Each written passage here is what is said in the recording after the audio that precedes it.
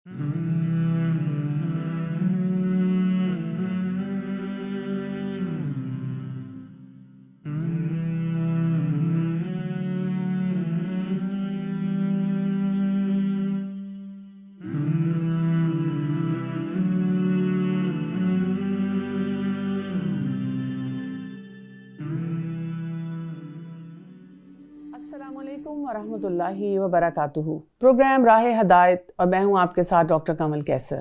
नहमदुहु व नुसल्ली अला रसूलिहिल करीम, अम्मा बाद, फ़अऊज़ु बिल्लाहि मिनश शैतानिर रजीम, बिस्मिल्लाहिर रहमानिर रहीम।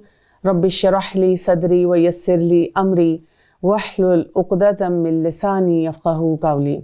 आज हम शुरू करेंगे 14th पारा और इसमें हम पढ़ेंगे सूरह अल-हिज्र और इसकी पहली आयत जो है वो 13th पारे में है। बिस्मिल्लाहिर्रहमानिर्रहीम। अलिफ लाम रा तिलका आयातुल किताब व क़ुरआनिम मुबीन। अलिफ लाम रा, ये किताब इलाही की आयतें हैं और खुले और रोशन कुरान की। सूरह अल-हिज्र की जब हम बात करते हैं तो ये भी जो अभी हम सूरतें पढ़ रहे थे उन्हीं के साथ का एक सिलसिला है और इनमें हमें मिलते हैं छोटे छोटे से मैसेज, लेकिन वो मैसेज जो है वो बहुत स्ट्रॉन्ग है, यानी हमें झटके दिए जाते हैं क्योंकि ये सूरत भी मक्की के जो आखिरी दौर था उसमें नाजिल हुई थी, तो वहाँ पर वो वाक़यात भी बार बार दोहराए जाते हैं, अल्लाह ताला की तौहीद की तरफ भी बुलाया जाता है और साथ साथ एक वार्निंग के स्टाइल में हमें बताया जाता है कि हमारा काम क्या है कि हम अल्लाह के हुक्म के मुताबिक अपनी ज़िंदगी को गुजारें। रुबमा यवद्दुल्लज़ीन कफ़रू लौ कानू मुस्लिमीन, वो भी वक्त होगा कि काफिर अपने मुसलमान होने की आरजू करेंगे। आप इन्हें खाता, नफ़ा उठाता और छोटी उम्मीदों में मशगूल होता छोड़ दीजिए, ये खुद अभी जान लेंगे। किसी बस्ती को हमने हलाक नहीं किया मगर ये कि इसके लिए मुकर्रर वक्त था। कोई गिरोह अपनी मौत से न आगे बढ़ता है और न पीछे रहता है। उन्होंने कहा कि ए वो शख्स जिस पर कुरान उतारा गया है, यकीनन तू तो कोई दीवाना है। अगर तू सच्चा ही है तो हमारे पास फरिश्तों को क्यों नहीं लाता? हम फरिश्तों को हक के साथ ही उतारते हैं और इस वक्त वो मोहलत दिए गए नहीं होते। यहाँ पे आप देखें कि बात यही हो रही है कि उनकी डिमांड्स, यानी होता ये है कि जब इंसान को दीन का पैगाम मिलता है तो उसका फ़र्ज़ क्या है कि वो वहाँ पर थमे, सोचे, गौर व फिक्र करे और फिर देखे कि मैं अपनी ज़िंदगी में इस इल्हामी पैगाम को कैसे शामिल करूँ। लेकिन वो लोग जिन्होंने ये फ़ैसला कर लिया होता है कि हमने इस बात को नहीं मानना, इसलिए कि यहाँ पर बात किन की गई है? काफिरों की। काफिर कौन है? एक तो इत्तेकादी काफिर होते हैं, लेकिन एक अमली कुफर भी होता है जिसमें हम ये बात मानने के लिए तैयार ही नहीं हैं कि हमने अपनी ज़िंदगी को अल्लाह के बनाए हुए कानून के मुताबिक गुजारना है। तो ऐसे लोग जो होते हैं वो अपनी डिमांड्स देना शुरू कर देते हैं। वो कहते हैं अच्छा फिर हमें ये प्रूव करें, फिर ये बताएं, फिर इस चीज़ पे हमें कन्विंस करें, फिर इस मसले का हमें हल बताएं। तो यहाँ पर ये कहा जा रहा है कि ये तो बस इसी तरह से अपने मसले मसाइल को लेकर चलेंगे और जो बात है उसको समझने की कोशिश नहीं करेंगे। आयत नंबर 9 को देखिए, इन्ना नहनु नज़्ज़लना ज़िक्र व इन्ना लहू लहाफ़िज़ून, और हमने ही इस कुरान को नाजिल फरमाया है और हम ही इसके मुहाफ़िज़ हैं। हमने आपसे पहले अगली उम्मतों में भी अपने रसूल बराबर भेजे और जो भी रसूल आता वो उसका मजाक उड़ाते। गुनाहगारों के दिलों में हम इसी तरह यही रचा दिया करते हैं और वो इस पर ईमान नहीं लाते और यकीनन अगलों का तरीका गुजरा हुआ है। अब आप देखें यहाँ पर भी हमें बहुत अहम बात बताई जा रही है। अल्लाह सुब्हान ताला यहाँ ज़िक्र की बात कर रहे हैं, इनके कुरान की तरफ इशारा किया गया, उसको ज़िक्र कहा गया है। इसका क्या मतलब है कि कुरान मजीद अल्लाह का वो कलाम है जिसको बार बार पढ़ने की ज़रूरत है, यानी इसके जो ईमानी हक़ाइक़ हैं उनकी याद दहानी बहुत ज़रूरी है। अगर आप सिर्फ साल में एक दफ़ा कुरान मजीद को खोलें और सिर्फ उसी को पढ़ें और बस उसको बंद कर दें तो फिर क्या होगा? फिर आपकी ज़िंदगी की वो कनेक्टिविटी नहीं रहेगी। दुनिया में आप देखें, ऐसे हमारे दोस्त होते हैं जिनसे हम रोज़ मिलते हैं, किसी के साथ हम वॉक करते हैं, किसी के साथ हम शॉपिंग पे जाते हैं, किसी को हम फ़ोन रोज़ करते हैं, तो उससे हमारा ताल्लुक़ मजबूत होता है, वो हमें अपना बहुत प्यारा लगता है, उसके साथ हम वेल कनेक्टेड होते हैं, उसकी तमाम बातों को समझते हैं और उसके असरात भी लेते हैं। लेकिन कुछ ऐसे लोग होते हैं जिनसे कभी कभार हमारी मुलाकात होती है तो हमारा रिलेशनशिप भी उनके साथ बहुत ही फॉर्मल सा होता है और बहुत हम उनके साथ निपे तुले तरीके से अपना मामला कर रहे होते हैं। तो कुरान मजीद के साथ भी हमें देखना होगा कि हमारा ताल्लुक़ किस बुनियाद पे है। क्या ये बुनियाद रोज़ाना की है, डेली की है? क्या हम अपनी ज़िंदगी में जिसे कहते हैं ना वॉकिंग टॉकिंग टाइम के साथ भी ہر وقت اللہ کے کلام کو رکھتے ہیں۔ اسی لیے ہمیں کہا گیا کہ اللہ تعالیٰ نے اس ذکر کو نازل فرمایا ہے، اور جو یہاں پر امپورٹنٹ بات کی جا رہی ہے وہ کیا ہے کہ اللہ تعالیٰ نے ہی اس کی حفاظت کا ذمہ لیا ہے۔ تو بات یہ ہے کہ جس کے ساتھ ہم جتنا وقت گزارتے ہیں اس سے زیادہ ہمارا تعلق اسی طرح سے مضبوط ہوتا ہے۔ تو اللہ سبحانہ وتعالیٰ ہمیں یہ یاد دلا رہے ہیں کہ یہ یاد دہانی کے لیے ہے۔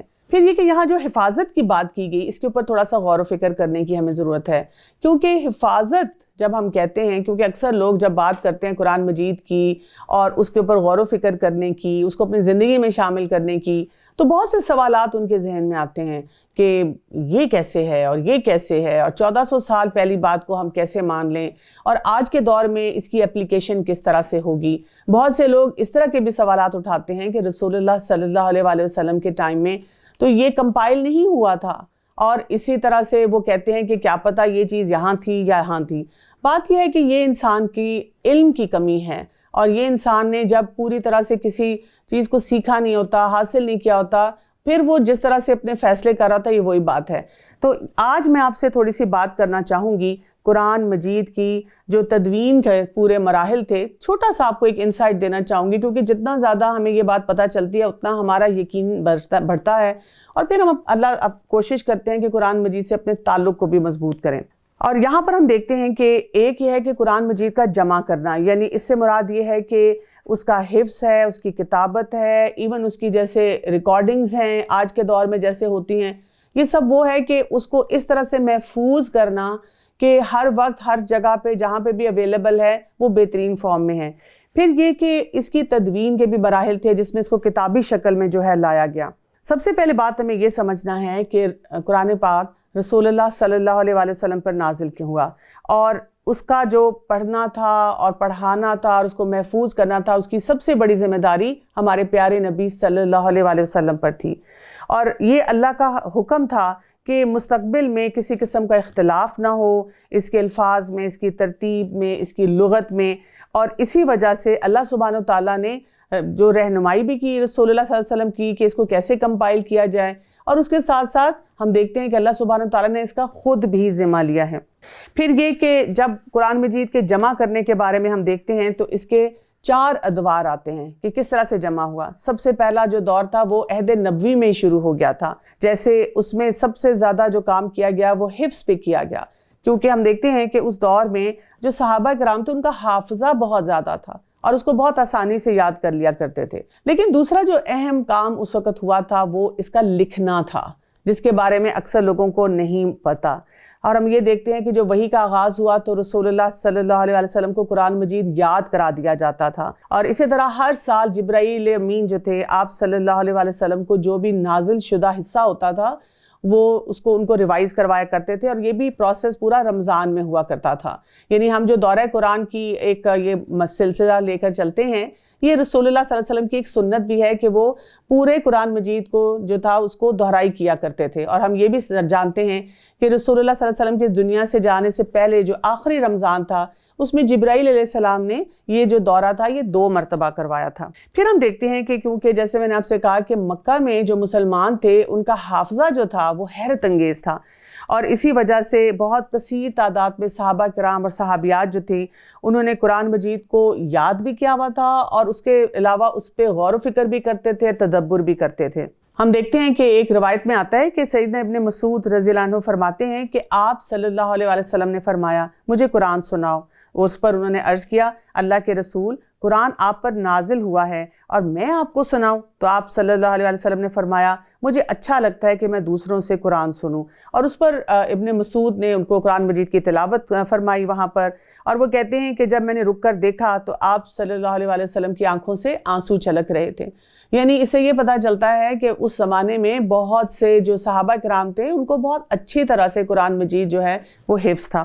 پھر آپ صلی اللہ علیہ وسلم نے صحابہ کرام کو صرف حفظ ہی نہیں کرایا بلکہ اس کے معنی بھی سکھائے اور اس کی پریکٹیکل طریقے بھی سکھائے کہ اس پہ عمل کیسے کیا جائے گا. تو یہ ان طریقوں سے بھی قرآن مجید جو تھا وہ حفظ ہو رہا تھا. پھر ہم یہ دیکھتے ہیں کہ جب بھی کوئی صحابی جو تھے وہ ہجرت کر کے مدینہ کی طرف جاتے تو سب سے پہلا جو ان کا ٹاسک ہوتا تھا, ان کا کام ہوتا تھا, وہ یہ تھا کہ وہاں پر جو بھی انصار ہیں ان کو قرآن مجید سکھایا جائے. اور اسی لیے ہم دیکھتے ہیں کہ جو مدینہ میں بھی مسلمان تھے انہوں نے بہت تیزی سے قرآن مجید کو حفظ بھی کیا اور اس کا فہم بھی حاصل کیا. اور پھر وہاں سے بھی جن صحابہ کرام کو موقع ملتا تھا قریب کی بستیوں میں, علاقوں میں جانے کا, تو یہ ان کا ایک پرائمری ٹارگٹ ہوتا تھا کہ انہوں نے سب لوگوں کو قرآن مجید سکھانا ہے. اور ہم اس کے بارے میں دیکھ سکتے ہیں جیسے سیدنا ابو بکر صدیق رضی اللہ عنہ کے دور خلافت میں جب جنگ یمامہ ہوئی تو اس میں جو 70 جو صحابہ جو شہید ہوئے تھے وہ قرہ تھے اور وہ حافظ تھے. تو اب ہم دیکھتے ہیں کہ اتنی بڑی بڑی تعداد تھی جو کہ اس سوسائٹی میں وہاں پہ موجود تھی. تو خلافت راشدہ کے ہم دیکھتے ہیں کہ جو 30 سال تھے اس میں اسلام جو تھا وہ اس کی دعوت مشرق سے مغرب تک پھیل گئی اور ہر مجاہد کے گھر میں قرآن مجید ہوتا تھا جہاں پہ حفظ بھی تھا اور اس کے فہم کے اوپر بھی کام ہو رہا تھا. پھر ہم یہ بھی دیکھتے ہیں کہ عہد نبوی میں حفظ کے علاوہ ساتھ ساتھ قرآن مجید کو جمع کیا گیا. جیسے قتادہ رحمۃ اللہ علیہ نے سیدنا انس رضی اللہ عنہ بن مالک سے پوچھا کہ دور نبوی میں قرآن کس نے جمع کیا؟ تو انہوں نے کہا کہ 4 آدمیوں نے جو انصاری تھے, ابی بن کعب, زید بن ثابت, معاذ بن جبل اور ابو زید رضی اللہ عنہم. اور ہمیں اور بھی صحابہ کے نام ملتے ہیں جنہوں نے اس کی کتابت میں بہت اہم رول جو ہے وہ ادا کیا. اور نبی کریم صلی اللہ علیہ وسلم نے یہ پورا اہتمام خود کیا تھا تاکہ اس کی جو پوری ترتیب ہے, جس طرح سے آیات آئیں گی, وہ سب کچھ ویل ڈیفائنڈ تھا رسول اللہ صلی اللہ علیہ وسلم کی زندگی میں ہی. امام حاکم رحمۃ اللہ علیہ فرماتے ہیں کہ وہ کہتے ہیں کہ قرآن کریم 3 بار جمع کیا گیا. پہلی بار آپ صلی اللہ علیہ وسلم کی موجودگی میں, دوسری بار سیدنا ابو بکر صدیق رضی اللہ عنہ کی موجودگی میں, اور تیسری بار سیدنا عثمان رضی اللہ عنہ کے عہد میں. عمر رضی اللہ عنہ کے دور میں ہم دیکھتے ہیں کہ جو کچھ بھی اس وقت تک موجود تھا اس کو بہت تیزی سے پھیلایا گیا, کیونکہ ان کے دور میں ہم دیکھتے ہیں کہ فتوحات بہت ہوئی تھیں. تو انہوں نے یہ انشور کیا تھا کہ ہر گھر میں, ہر محلے میں, ہر علاقے میں قرآن مجید پہنچ بھی جائے اور جس سسٹم کے طریقے سے, جس قواعد سے اس کو پڑھایا جاتا ہے اور سکھایا جاتا ہے اس کو پوری طرح سے فالو کیا جائے. امام حاکم رحمۃ اللہ علیہ فرماتے ہیں کہ قرآن مجید 3 بار جمع کیا گیا. پہلی بار آپ صلی اللہ علیہ وسلم کی موجودگی میں, دوسری مرتبہ سیدنا ابو بکر صدیق رضی اللہ عنہ کی موجودگی میں, اور تیسری بار سیدنا عثمان رضی اللہ عنہ کے عہد میں. عمر رضی اللہ عنہ کے دور میں ہم دیکھتے ہیں کہ کیونکہ وہاں پہ اسلام بہت تیزی سے پھیلا تو انہوں نے اپنے دور میں یہ کیا تھا کہ اس کو ہر گھر میں پہنچانا, ہر علاقے میں پہنچانا, اور وہی بات کہ اس کا حفظ بھی ہے, اس کا فہم بھی ہے, سب چیزوں پر اچھی طرح توجہ دینا. جب ہم بات کرتے ہیں کہ اس کو 3 بار جمع کیا گیا تو اس میں کیا مراحل تھے. پہلی بار جو عہد نبوی میں اس کی کتابت اور تدوین ہوئی, اور یہ جمع صرف کتابت آیات اور اس کی ترتیب تک ہی نہیں تھا بلکہ جو صورتوں کا مقام تھا, جہاں پہ صورتوں کو ہونا چاہیے ان کو رکھا گیا تھا. اور اس کو ہم کہتے ہیں توفیقی ترتیب, یعنی کہ یہ اللہ تعالیٰ کی طرف سے ترتیب بتائی گئی تھی کہ کس کو کہاں پر ہونا چاہیے. دوسری مرتبہ ہم دیکھتے ہیں کہ جب ابو بکر صدیق رضی اللہ عنہ کے دور میں کیا گیا تو اب اس کو ایک مصحف کی شکل میں لایا گیا. یعنی اس سے پہلے جو تھا کہ وہ مختلف چیزوں پہ اس کو لکھا جاتا تھا لیکن ایک کمپائلڈ فارم میں موجود نہیں تھا. اور عہد عثمانی میں ہم یہ دیکھتے ہیں کہ کیونکہ اب یہ عربی لوگوں سے اجمی لوگوں تک جا رہا تھا تو وہاں پر اب ضرورت اس بات کی تھی کہ اجمیوں کے پڑھنے کے لیے اس کو اس طریقے سے لکھا جائے, اس خط میں لکھا جائے کہ لوگوں کے لیے پڑھنا آسان ہو. کیونکہ ہم دیکھتے ہیں کہ جو قرآن مجید نازل ہوا ہے وہ اس کا لہجہ نازل ہوا ہے, اور وہ جو اس کو لکھا گیا ہے پورا وہ پھر اس زمانے کے جو الفاظ تھے, ورڈز تھے, اور پھر جو کچھ بھی اس کے اعراب تھے اس کے مطابق کیا گیا. تو یہاں پر پھر خط عثمانی جو ہے اس کا انٹروڈکشن ہمیں ملتا ہے, اور جس کے ذریعے اب اس کو مزید بہتر بنایا گیا. اور آج کے دور تک ہم دیکھتے ہیں کہ بہت سی ایفرٹس اور بھی ہوئی ہیں, لیکن ان ایفرٹس میں سب سے زیادہ ہمیشہ یہ دیکھا گیا ہے کہ قرآن مجید لوگوں تک صحیح طریقے سے پہنچایا جائے اور حفاظت کے ساتھ پہنچایا جائے. تو اس سلسلے میں میں ان سب لوگوں کو دعوت دیتی ہوں جن کو ابھی بھی شک رہتا ہے، جو اس طرح کے سوالات پوچھتے ہیں، کہ ایسے سبجیکٹس کو پڑھیں جس میں آپ کو یہ پتہ چلے، جیسے علوم القرآن ہے یا قرآن کی تدوین ہے یا اس کی کیسے سب کچھ سارے مراحل کیے گئے، اور یہ بہت ڈیٹیلڈ سبجیکٹس ہیں جن کو کہ پڑھنے سے آپ کا یقینی کیفیت جو ہے وہ اور بڑھنا شروع ہو جائے گی۔ ہم نے ہی اس قرآن کو نازل فرمایا اور ہم ہی اس کے محافظ ہیں۔ ہم نے آپ سے پہلے اگلی امتوں میں بھی اپنے رسول برابر بھیجے، اور لیکن جو بھی رسول آتا وہ اس کا مذاق اڑاتے۔ گناہگاروں کے دلوں میں ہم اسی طرح یہی رچا دیا کرتے ہیں اور وہ اس پر ایمان نہیں لاتے، اور یقیناً اگلوں کا طریقہ گزر چکا، اور اگر ہم ان پر آسمان کا دروازہ کھول بھی دیں اور یہ وہاں چڑھنے بھی لگ جائیں تب بھی یہی کہیں گے کہ ہماری نظر بندی کر دی گئی ہے، بلکہ ہم لوگوں پر جادو کر دیا گیا ہے۔ یعنی پھر وہی ایٹیچیوڈ بتایا جا رہا ہے کہ اگر یہ سب کچھ پتہ بھی چل جائے تو ان کے ذہن میں یہ نہیں آئے گا کہ اچھا ہاں واقعی الحمدللہ یہ اللہ کا کیسا کلام ہے اور اس کو کیسے کیسے پریزرو کیا گیا ہے۔ وہ اس پہ بھی یہی باتیں کریں گے، یہ کیوں نہیں ہوا اور وہ کیوں نہیں ہوا۔ یقیناً ہم نے آسمان میں برج بنائے ہیں اور دیکھنے والوں کے لیے اسے سجا دیا گیا ہے اور اسے ہر مردود شیطان سے محفوظ رکھا گیا ہے، ہاں مگر جو چوری چھپے سننے کی کوشش کرے اور اس کے پیچھے دہکتا ہوا کھلا شعلہ لگ جاتا ہے۔ اب یہاں پہ ہم دیکھتے ہیں کہ یہ کیا حقیقت ہے، اس کو بھی تھوڑا سا سمجھ لیں۔ ابو ہریرہ رضی اللہ عنہ سے روایت ہے کہ رسول اللہ صلی اللہ علیہ وسلم نے فرمایا، جب اللہ تعالیٰ آسمان پر کسی بات کا فیصلہ کرتا ہے تو فرشتے اللہ تعالیٰ کے فیصلے کو سن کر جھکتے ہوئے عاجزی کرتے ہوئے اپنے بازو یعنی کہ پر پھڑپھڑاتے ہیں۔ اللہ کا فرمان انہیں اسی طرح سنائی دیتا ہے جیسے صاف چکنے پتھر پر زنجیر چلانے سے آواز پیدا ہوتی ہے۔ پھر جب ان کے دلوں سے گھبراہٹ دور ہو جاتی ہے تو آپس میں پوچھتے ہیں کہ تمہارے رب نے کیا فرمایا؟ کہتے ہیں کہ حق بات کا حکم فرمایا ہے اور وہ بہت ہی اونچا اور سب سے بڑا ہے۔ پھر ان کی یہی گفتگو چوری چھپے سننے والے شیطان سن کر بھاگتے ہیں۔ یہ شیطان ایک دوسرے کے اوپر اس طرح قطار باندھے ہوئے ہوتے ہیں، اور اس کے بعد جو راوی تھے انہوں نے اپنی ہتھیلیاں موڑ کر انگلیاں الگ الگ کر کے اس کیفیت کو بیان کیا۔ پھر وہ شیطان کوئی ایک بات سن لیتے ہیں اور وہ اپنے سے نیچے والوں کو بتاتے ہیں، اور اسی طرح وہ بات جادوگر یا کاہن تک پہنچ جاتی ہے۔ کبھی تو ایسا ہوتا ہے کہ اس سے پہلے کہ وہ بات اپنے سے نیچے والے کو بتائے آگ کا شعلہ اسے آ دبوچتا ہے، اور کبھی ایسا ہوتا ہے کہ جب وہ آگے بات بتا دیتا ہے تو پھر آگ کا شعلہ اسے لگتا ہے۔ پھر جب بات کاہن تک پہنچتی ہے تو وہ کاہن اس میں 100 جھوٹ ملا کر لوگوں کو بتاتا ہے۔ کہا جاتا ہے کہ فلاں دن فلاں کاہن نے بالکل اسی طرح ہم سے نہیں کہا تھا، اور اسی ایک بات کی وجہ سے جسے آسمانوں سے شیاطین نے سنا تھا، اور کاہنوں کو لوگ سچا سمجھنے لگتے ہیں۔ یعنی کئی دفعہ لوگ کہتے ہیں نا کہ ہم تو کسی کے پاس گئے تھے اور انہوں نے کچھ ایسا کچھ پڑھا اور پھر ہم سے کچھ منگوایا، اور پھر انہوں نے ہمیں بتا دیا کہ 2 دن پہلے آپ نے فلاں رنگ کا جوڑا پہنا ہوا تھا اور فلاں دن آپ اپنے گھر میں اپنے فلاں گھر والوں کے ساتھ بیٹھ کے یہ کھا رہے تھے۔ تو بڑے ہم امپریس ہو کے کہتے ہیں دیکھا ان کو کیسے پتا چلا، بڑے کوئی پہنچے ہوئے بزرگ ہیں جن کو یہ ساری باتیں پتا چلیں۔ تو اس حدیث سے ہمیں یہ حقیقت پتا چل جاتی ہے کہ یہ معاملات ان تک کاہنوں تک کیسے پہنچتے ہیں، اور اللہ تعالیٰ نے اس سسٹم کو کیسا بنایا ہوا ہے کہ زیادہ تر یہ باتیں پہنچانے سے پہلے ہی ان کو ختم کر دیا جاتا ہے شیاطین کو۔ اور زمین کو ہم نے پھیلا دیا ہے اور اس پر پہاڑ ڈال دیے ہیں، اور اس میں ہم نے ہر چیز ایک کھلی تعداد سے اگا دی ہے، اور اسی میں ہم نے تمہاری روزیاں بنا دی ہیں اور جنہیں تم روزی دینے والے نہیں ہو، اور جتنی بھی چیزیں ہیں ان سب کے خزانے ہمارے پاس ہیں، اور ہم ہر چیز کو اس کے مقررہ اندازے سے اتارتے ہیں، اور ہم بھیجتے ہیں بھوجل ہوائیں، پھر آسمان سے پانی برسا کر وہ تمہیں پلاتے ہیں اور تم ان کے ذخیرہ کرنے والے نہیں ہو۔ یعنی اللہ سبحانہ تعالیٰ کے بنائے ہوئے جتنے بھی سسٹم ہیں اگر ہم ان کو دیکھنا شروع کر دیں تو اٹ از امپاسبل کہ کوئی انسان، کوئی ایسے جو مخلوق ہمیں ہمارے سامنے نظر آتی ہے، بڑی سے بڑی سپر پاور بھی جو ہے اس کو کچھ نہیں کر سکتی۔ مزے کی بات یہ کہ اکثر لوگوں سے جب آپ بات کریں تو وہ اس کو نام کیا دیتے ہیں، مدر نیچر۔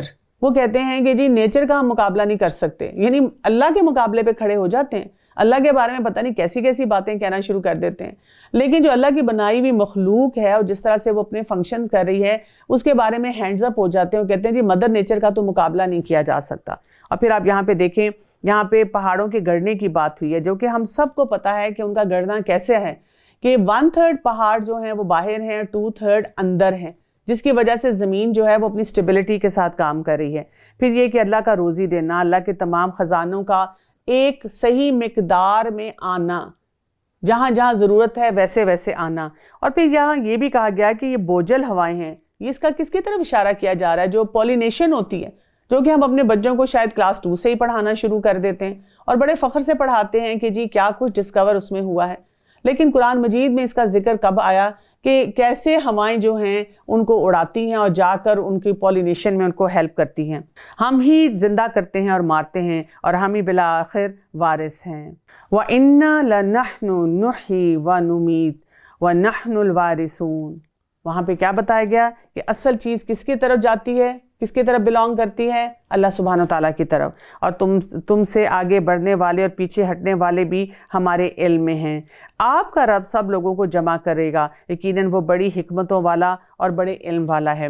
یقیناً ہم نے انسان کو خشک مٹی سے جو کہ سڑے ہوئے گارے کی تھی پیدا فرمایا، اور اس سے پہلے جنات کو ہم نے آگ سے پیدا کیا۔ اب آپ دیکھیں کہ یہاں پر بھی یہ بات جو بتائی جا رہی ہے، کیونکہ جنات اور انسان اللہ تعالیٰ تو ہر ایک کو ڈیفائن کر دیتے ہیں کہ تمہیں اس چیز سے بنایا اور یہ تمہارا رول ہے، لیکن اسی ڈیفینیشن میں آپ دیکھیں کہ شیطان الجھ کر رہ گیا تھا۔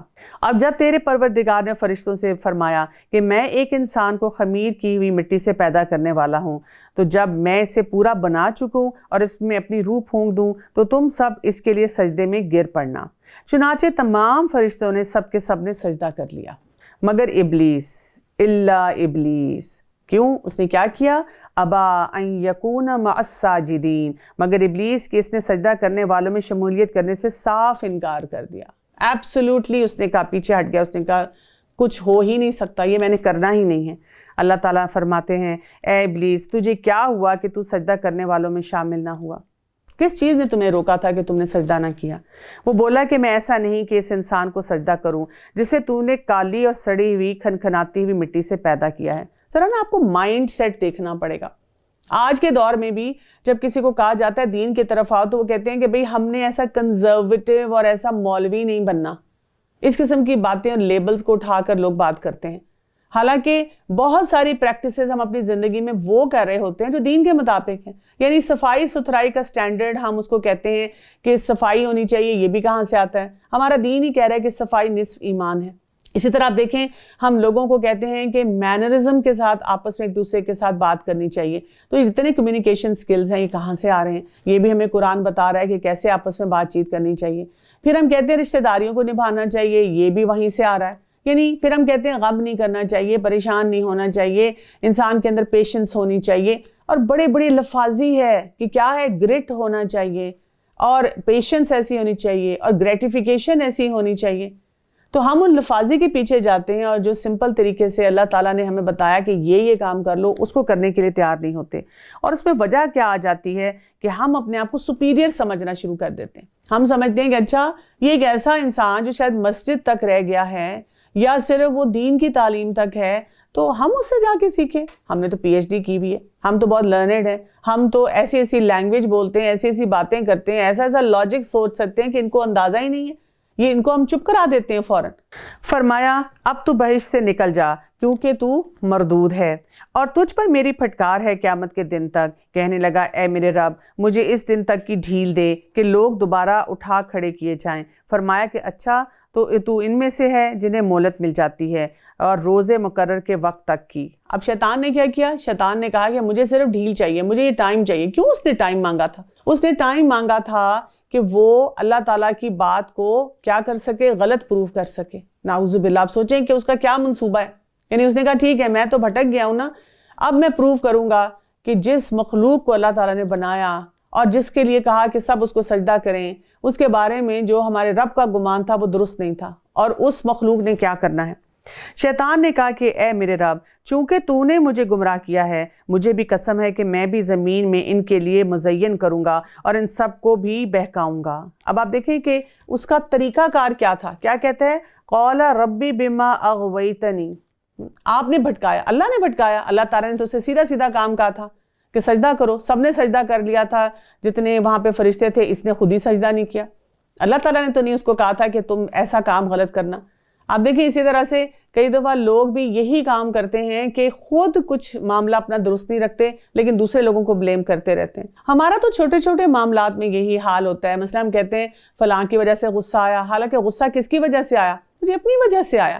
کہ میری اینگر مینجمنٹ نہیں ہے. اسی طرح سے ہم کسی اور کے بارے میں دیکھ کر کہتے ہیں کہ اس نے جو یہ کام کیا تو پھر میرے منہ سے یہ نکل گیا, وہ بھی ہمارا اپنی وجہ سے ہوا. یعنی ہر معاملے میں اگر ہم کہیں کہ میں دراصل نیگیٹو اس لیے ہوں نا کہ بہت نیگیٹو لوگوں میں رہتی ہوں, میرے ہسبینڈ ایسے, میری ساس ایسی, میری بیوی میرا دماغ خراب کرتی, تو ہمیں یاد رکھنا چاہیے کہ ہم اپنے کسی بھی بیہیویئر کی رسپانسبلٹی کسی اور کو نہیں دے سکتے. ہماری اپنی رسپانسبلٹی ہے کہ ہم نے اپنے آپ کو کیسا رکھنا ہے. اور پھر اس نے ساتھ کیا کہا تھا کہ میں کیا کروں گا کہ میں زمین کو اتنا مزین کر دوں گا ان کے لیے کہ وہ سب بہک جائیں گے. تو یہ دو باتیں جو ہیں ان کو ہائی لائٹ کر کے یاد رکھنے کی ضرورت ہے. یعنی اپنے سامنے نا کہیں لکھنا چاہیے. جیسے ہوتا ہے نا کہ آپ جب صبح اٹھتے ہیں, کسی نے امتحان کوئی دینا ہو تو صبح اٹھ کے انسان جلدی اٹھتا ہے, ریویژن بھی کرتا ہے, پھر اس کے بعد اپنے کچھ نوٹس کو ہائی لائٹ بھی کرتا ہے, پھر گھر والے اس کو بتاتے بھی ہیں یاد رکھنا اگر یہ کویسچن آئے تو یہ آنسر لکھنا ہے, اس کو اس طرح سے پڑھنا ہے, یاد رکھنا اگر کوئی دفتر جا رہا ہے انٹرویو دینے اس کو بھی بتایا جاتا ہے, آرام سے بولنا, صحیح طرح سے بات کرنا.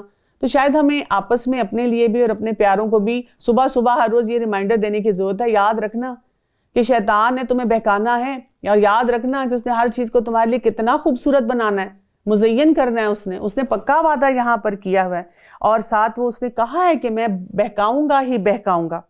اور لیکن ساتھ کیا کہہ دیا گیا, الا عبادک منہم المخلصین, کون لوگ بچ جائیں گے اس میں سے سوائے تیرے ان بندوں کے جو منتخب کر لیے گئے ہیں, خالص کر لیے گئے ہیں. یعنی کہ دیکھیں خالص دودھ جو ہوتا ہے وہ خالص ہی رہتا ہے, خالص کپڑا جو ہوتا ہے وہ بھی میچ لیس ہوتا ہے. پیور انوائرمنٹ بھی کہیں ملتی ہے جہاں پہ کوئی پولوشن نہیں ہوتی, وہاں پہ بھی ایک اور ہی مزہ آتا ہے. اس سے یہ بھی بات سمجھ آتی ہے کہ اگر ہم شیطان کے حملوں سے بچنا چاہتے ہیں تو ہمیں اپنے آپ کو خالص کرنا ہوگا, پیوریفائی کرنا ہوگا, اپنے آپ کو قرآن کے زیادہ سے زیادہ قریب رکھنا ہوگا. کیونکہ جب ہم کیجول ہو جائیں گے, بالکل ہر چیز کو لائٹلی لیں گے, ہر بات پہ کہیں گے so what so what so what, کیا حرج ہے, کیا حرج ہے, اس میں کیا حرج ہے, اس میں کیا بات ہے, اس سے کیا فرق پڑتا ہے, تو کیا ہوگا ہمارے پورے سسٹم میں, جو ہمارا روحانی سسٹم ہے نا, اس میں ملاوٹیں آتی جائیں گی. جتنی ملاوٹیں آتی جائیں گی تو پھر کیا ہو جائے گا, ہم اس نرغے میں آ جائیں گے, شیطان کے ٹریپ میں ہم بہت جلدی آ جائیں گے. ارشاد ہوا کہ ہاں یہی مجھ تک پہنچنے کی سیدھی راہ ہے. قال ھذا صراط علی مستقیم, کہ یہاں پہ کیا ہے کہ سیدھے راستے کی طرف جو رہے گا, جو اخلاص کے ساتھ مخلص اپنے آپ کو کر لے گا, جو اللہ کے راستے پہ رہے گا, وہ انسان اپنے آپ کو شیطان سے بچا سکے گا. میرے بندوں پر تجھے کوئی غلبہ نہیں, لیکن ہاں جو گمراہ لوگ تیری پیروی کریں. یعنی یہاں پر بھی آپ دیکھیں ڈسکلیمر آ گیا ہے, وہ کیا ہے کہ جو خالص ہو جائے گا تو اس کو کوئی نقصان نہیں ہوگا, اس کے مسئلے مسائل جو ہیں وہ نہیں اس طرح کے ہوں گے. اور جو اپنے آپ کو گمراہ کر لے گا, وہ کیجول ہو جائے گا دین کے معاملے میں, جو اس کا دل چاہے گا وہ کرے گا, تو پھر کیا ہے, اس کے لیے روز ایک مسئلہ چیلنج اس کے سامنے ہوگا جہاں پہ وہ سلپ سے سلپ ہوتا چلا جائے گا. یقیناً ان سب کے وعدے کی جگہ جہنم ہے جس کے 7 دروازے ہیں, ہر دروازے کے لیے ان کا ایک حصہ بٹا ہوا ہے. پرہیزگار جنتی لوگ باغوں اور چشموں میں ہوں گے, ان سے کہا جائے گا سلامتی اور امن کے ساتھ اس میں داخل ہو جاؤ, اور ان کے دل میں جو کچھ رنجش اور کینہ تھا ہم سب کچھ نکال دیں گے. وہ بھائی بھائی بنے ہوئے ایک دوسرے کے آمنے سامنے تختوں پر بیٹھے ہوئے ہوں گے. فاسٹ فارورڈ کر کے کیا بتایا جا رہا ہے کہ اب ان کو کیا کہا جائے گا, جو لوگ متقی ہیں, ان المتقین فی جنات وعیون ادخلوها بسلام آمنین, کہ ان کو جنتوں میں داخل کیا جائے گا اور ساتھ ان کو سلامتی کے ساتھ, یعنی ویلکم کر کے, بہت گرینڈ قسم کا ان کو ویلکم ملے گا اور وہاں پہ وہ داخل ہوں گے. لیکن کیا ہوگا, جو ان کے دلوں میں کسی قسم کی اپنے بھائی کے لیے کوئی رنجش ہوگی کسی قسم کی, اس سب کو وہاں پر نکال دیا جائے گا. ابو سعید رضی اللہ عنہ بیان کرتے ہیں کہ نبی کریم صلی اللہ علیہ وآلہ وسلم نے فرمایا کہ مومن آگ سے چھٹکارا حاصل کر کے جنت اور دوزخ کے درمیان ایک پل پر روک لیے جائیں گے. وہاں ان کے آپس کے مظالم کا بدلہ ہوگا اور وہ پاک ہو کر جنت میں جانے کی اجازت پائیں گے. اللہ کی قسم وہ لوگ اپنے اپنے درجوں اور مکانوں کو اس طرح پہچان لیں گے جیسے دنیا میں اپنے گھروں کو جان لیتے تھے, بلکہ اس سے بھی زیادہ. تو وہاں پر کسی قسم کی بھی جو رنجش ہوگی اس کو نکال دیا جائے گا. یعنی کہ جنت میں اس قسم کے خیالات نہیں آئیں گے کہ اف گاڈ وہ کیا کر رہی ہے, وہ یہاں پہ کیوں ہے, اس کو بھی میرے ساتھ ہونا تھا. کسی کے بارے میں کوئی برا خیال نہیں آئے گا. اور یہ جو کسی کے بارے میں برا خیال آنا ہے نا, یہ ہمارے لیے ہی برا ہوتا ہے. یعنی کئی دفعہ دوسرے انسان کو پتہ بھی نہیں ہوتا, وہ اپنی زندگی بڑے آرام سے گزار رہا ہوتا ہے, لیکن ہم اپنے گھر میں, اپنے کمرے میں, اپنے ٹیبل پہ بیٹھے ہوئے کوڑ کوڑ کے اپنے آپ کو اندر سے تباہ کر رہے ہوتے ہیں، کسی کے بارے میں بھی ایک نیگیٹو سوچ رکھ کے، ایک منفی رویہ رکھ کے۔ نہ تو انہیں وہاں کوئی تکلیف چھو سکتی ہے اور نہ ہی وہ وہاں سے کبھی نکالے جائیں گی۔ میرے بندوں کو خبر دے دو کہ میں بہت ہی بخشنے والا اور بڑا ہی مہربان ہوں، اور ساتھ ہی میرے عذاب بھی نہایت دردناک ہے۔ اب آپ دیکھیں کہ یہاں تک ہمیں کتنی کلیئرٹی سے بتایا جا رہا ہے کہ اس دنیا میں رہتے ہوئے ہمارا امتحان کیا ہے۔ لیکن آپ دیکھیں کہ ایک اور مسئلہ جو چیلنج ہمارے لیے ہے کہ کیونکہ ہم جب قرآن مجید کو پڑھنے کی کوشش کرتے ہیں تو ہمارے پاس بڑے بڑے ایک قسم کے وہاں پہ بینرز لگے ہوئے ہوتے ہیں جو ہمیں بس شک و شبہات کی طرف لے کر جا رہے ہوتے ہیں کہ ہم بڑھتے ہی نہیں اس سے آگے۔ اور قرآن مجید کی تلاوت کرتے ہوئے اسی لیے جہاں ہم اللہ کی پناہ میں آئیں شیطان سے، تاکہ شیطان ہمیں کوئی وسوسے نہ دے سکے، ساتھ ساتھ ہم اللہ سے یہ بھی عہد و پیمان کریں، وعدے کریں کہ اللہ تعالیٰ مجھے یہ آیات اس طرح سکھا دے جس طرح سے تو نے ان کو نازل فرمایا، تاکہ میں ان کی حقیقت تک پہنچ سکوں۔ انہیں ابراہیم کے مہمانوں کا بھی حال سنا دو کہ جب انہوں نے ان کے پاس آ کر سلام کیا اور انہوں نے کہا کہ ہم کو تو تم سے ڈر لگتا ہے۔ اب اگلا واقعہ یہاں پر آیا ہے، ابراہیم علیہ السلام کے بارے میں پڑھ رہے ہیں، اور آپ دیکھیں کہ سلام کی کتنی اہمیت ہے کہ بار بار سلام کا ذکر آتا ہے، جنت کے ساتھ آتا ہے، آپس کی ڈیلنگ کے ساتھ آتا ہے، اور ملاقاتیں ہوتی ہیں اس میں آتا ہے۔ ویسے بھی اوورآل جب بھی متقی لوگوں کی بات ہوتی ہے تو یہ آتا ہے کہ وہ پرامن ہیں، وہ سلامتی والے ہیں، لیکن ہمارا اسی لیے بھی تو بہت بڑا بگاڑ ہے کہ ہم سلام کرنے کو پسند ہی نہیں کرتے۔ ہمیں آج کل کی جو ماڈرن گریٹنگز ہیں وہ بہت پسند ہیں۔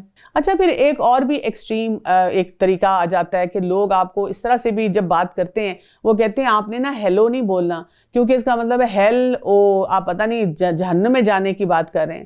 ایٹ لیسٹ جو میرا نالج ہے اس میں تو میرے سامنے کوئی ایسی بات نہیں آئی۔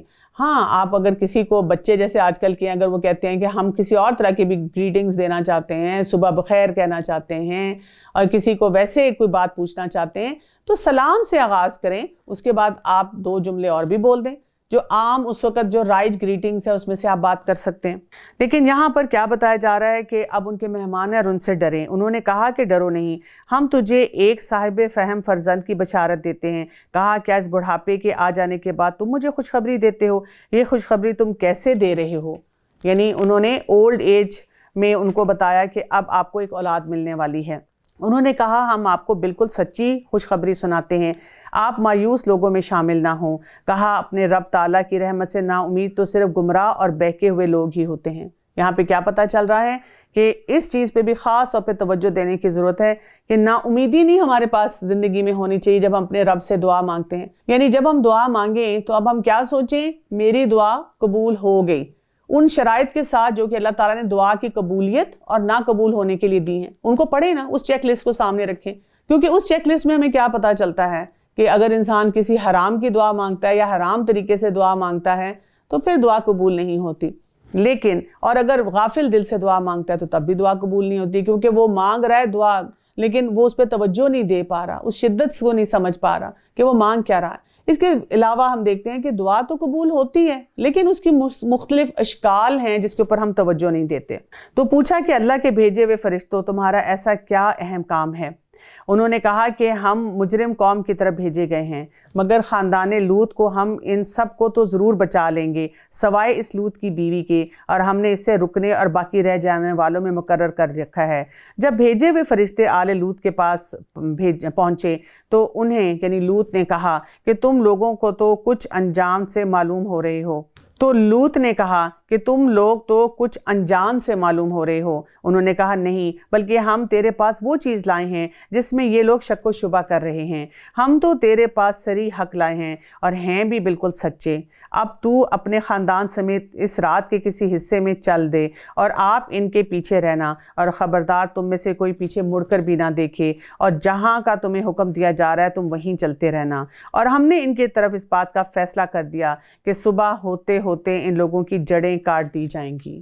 یعنی یہ واقعہ ہمیں پتہ بھی ہے، بار بار آتا بھی ہے کہ یہاں پر کیا ان کا سلسلہ تھا کہ لوط علیہ السلام کی جو قوم تھی، ان کا طریقہ، ان کی جو خواہشات تھیں اور وہ کس طرح سے چل رہے تھے۔ اور شہر والے خوشیاں مناتے ہوئے آئے۔ لوط نے کہا یہ لوگ میرے مہمان ہیں، تم مجھے رسوا نہ کرنا، اللہ سے ڈرو اور مجھے رسوا نہ کرو۔ وہ بولے کیا ہم نے تجھے دنیا بھر کی ٹھیکیداری سے منع نہیں کر رکھا؟ لوط علیہ السلام نے کہا اگر تمہیں کرنا ہی ہے تو یہ میری بچیاں موجود ہیں، تیری عمر کی قسم وہ تو اپنی بدمستی میں سرگرداں تھے، بس سورج نکلتے نکلتے انہیں ایک بڑی زور کی آواز نے آ پکڑا۔ بالآخر ہم نے اس شہر کو اوپر تلے کر دیا اور ان لوگوں پر کنکر والے پتھر برسائے۔ بلا شبہ نصیحت حاصل کرنے والوں کے لیے اس میں بہت سی نشانیاں ہیں۔ کیا کیا نشانیاں ہیں جب ہم بات کرتے ہیں کہ لوگوں نے اس سے کیا سیکھا، کیا کچھ ہوا؟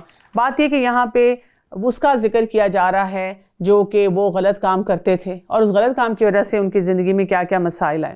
تھوڑی سی اگر ہم اس پہ بات کریں، کیونکہ ہمارے لیے آج کے دور میں ہوموسیکشوالٹی یا جس کو ہم کہتے ہیں LGBTQ، یعنی آپ دیکھیں کہ روز پہلے ایک ٹرم ہوتی تھی جو استعمال کی جاتی تھی، اب اس میں ہر دفعہ ایک نئی ٹرم ایڈ کر دی جاتی ہے اس نام پر کہ جی فلاں انسان کی یہ خواہش ہے اور وہ جنسی خواہش ہے، اب اس کو بھی یہ اجازت ہونی چاہیے۔ اب فلاں شخص کا یہ دل چاہتا ہے، اب اس کو اس چیز کی بھی اجازت ہونی چاہیے۔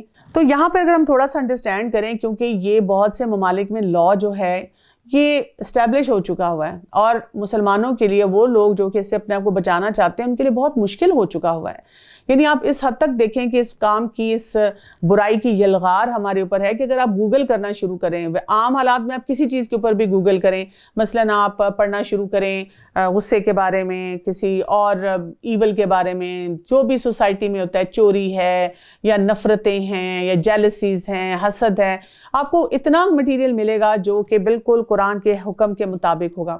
لیکن جو ایسی باتیں ہیں، ایسے مسائل ہیں، آپ ان کے بارے میں پڑھنا شروع کریں تو آپ کو لگے گا کہ ہم شاید غلط سوچ رہے ہیں اور وہ لوگ بیچارے جو ہیں وہ بالکل ٹھیک سوچ رہے ہیں۔ اسی وجہ سے آپ دیکھیں کہ ہمارا جو آج کا یوتھ ہے وہ بہہ چکا ہے ان جذبات میں، اور ان کی اتنی ہمدردیاں ہیں۔ جب میں پڑھتی ہوں لوط علیہ السلام کی بیوی کے بارے میں کہ وہ پیچھے رہ جانے والوں میں سے تھی، تو میرے دل میں خوف کی لہر دوڑتی ہے، کیونکہ آج کے یوتھ سے اگر آپ بات کرنے کی کوشش کریں تو وہ بھی ان لوگوں کے بارے میں ایسی بات کرتے ہیں کہ let them live their life, ان کو اپنی زندگی ایسے گزارنے دیں جیسے وہ گزارنا چاہتے ہیں، اور ہمیں حق نہیں پہنچتا کہ ہم ان کی خواہشات کے راستے میں آئیں۔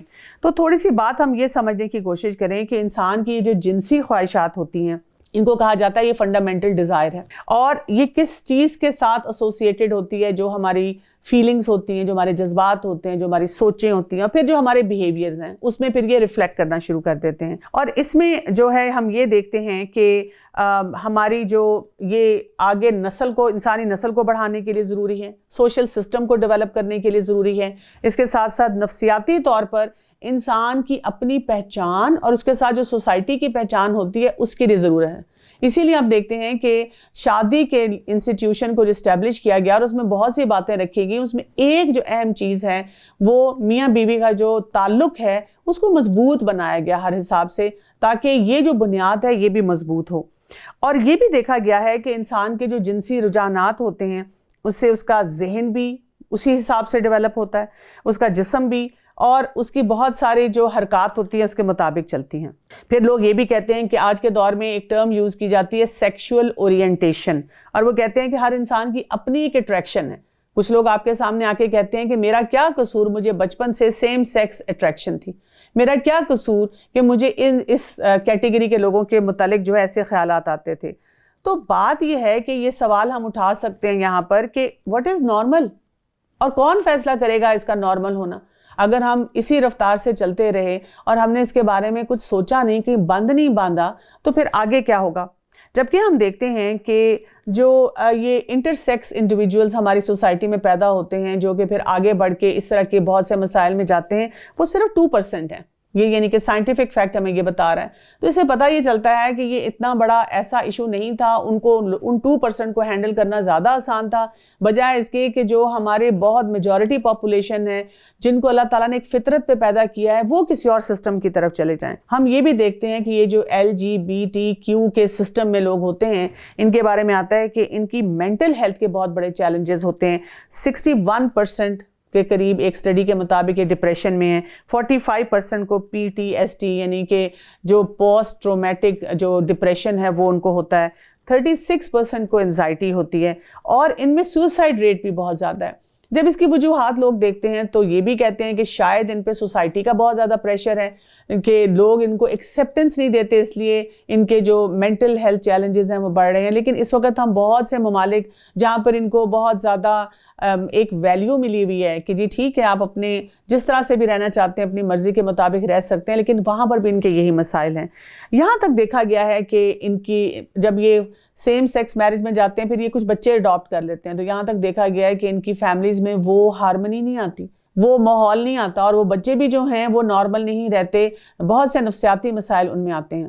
اور تھوڑی دیر کے لیے سوچیں کہ شروع میں کچھ لوگ تو بچے اڈاپٹ کر لیں گے، لیکن 50 سال بعد 100 سال بعد اگر ہم نے اس چیز کو بہت زیادہ آگے پھیلا دیا تو بیماریوں کے علاوہ اور بہت سارے نفسیاتی مسائل کے علاوہ آپ سوچیں کہ جو آگے انسانی نسل کی بقا ہے وہ کہاں پر جائے گی۔ یعنی یہ بہت ساری لاجیکل باتیں بھی ہیں اور بہت ساری ایسے مسائل ہیں جن کے اوپر توجہ دینے کی ضرورت ہے۔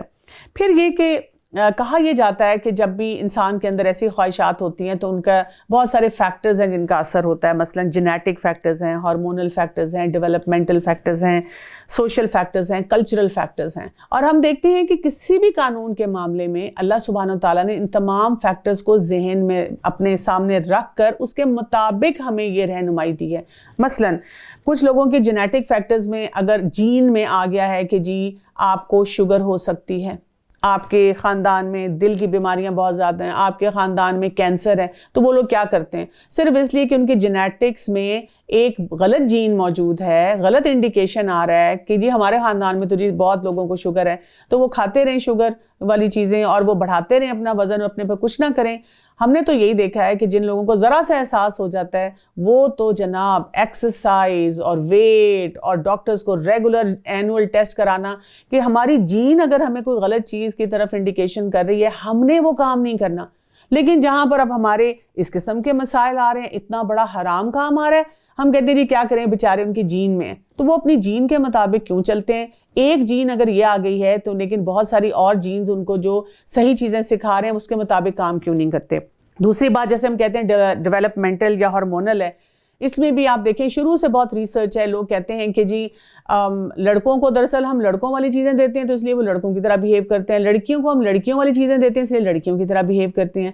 تو اگر ہم ان کو فری چوائس دیں تو پھر ان کا جو دل چاہے گا وہ پک کریں گے۔ باقاعدہ اس وقت دنیا میں ایسی موومنٹس ہیں جو کہتے ہیں کہ جب بچہ پیدا ہوگا تو ہم اس کا لکھیں گے کہ یہ میل ہے فیمیل ہے، بلکہ ہم ابھی کچھ بھی ڈیسائیڈ نہیں کریں گے، جب بچہ بڑا ہوگا وہ خود ڈیسائیڈ کرے کہ وہ میل بننا چاہتا ہے یا فیمیل بننا چاہتا ہے۔ اللہ اکبر، ہم کس طرف جا رہے ہیں اگر ہم سوچنے کی کوشش کریں۔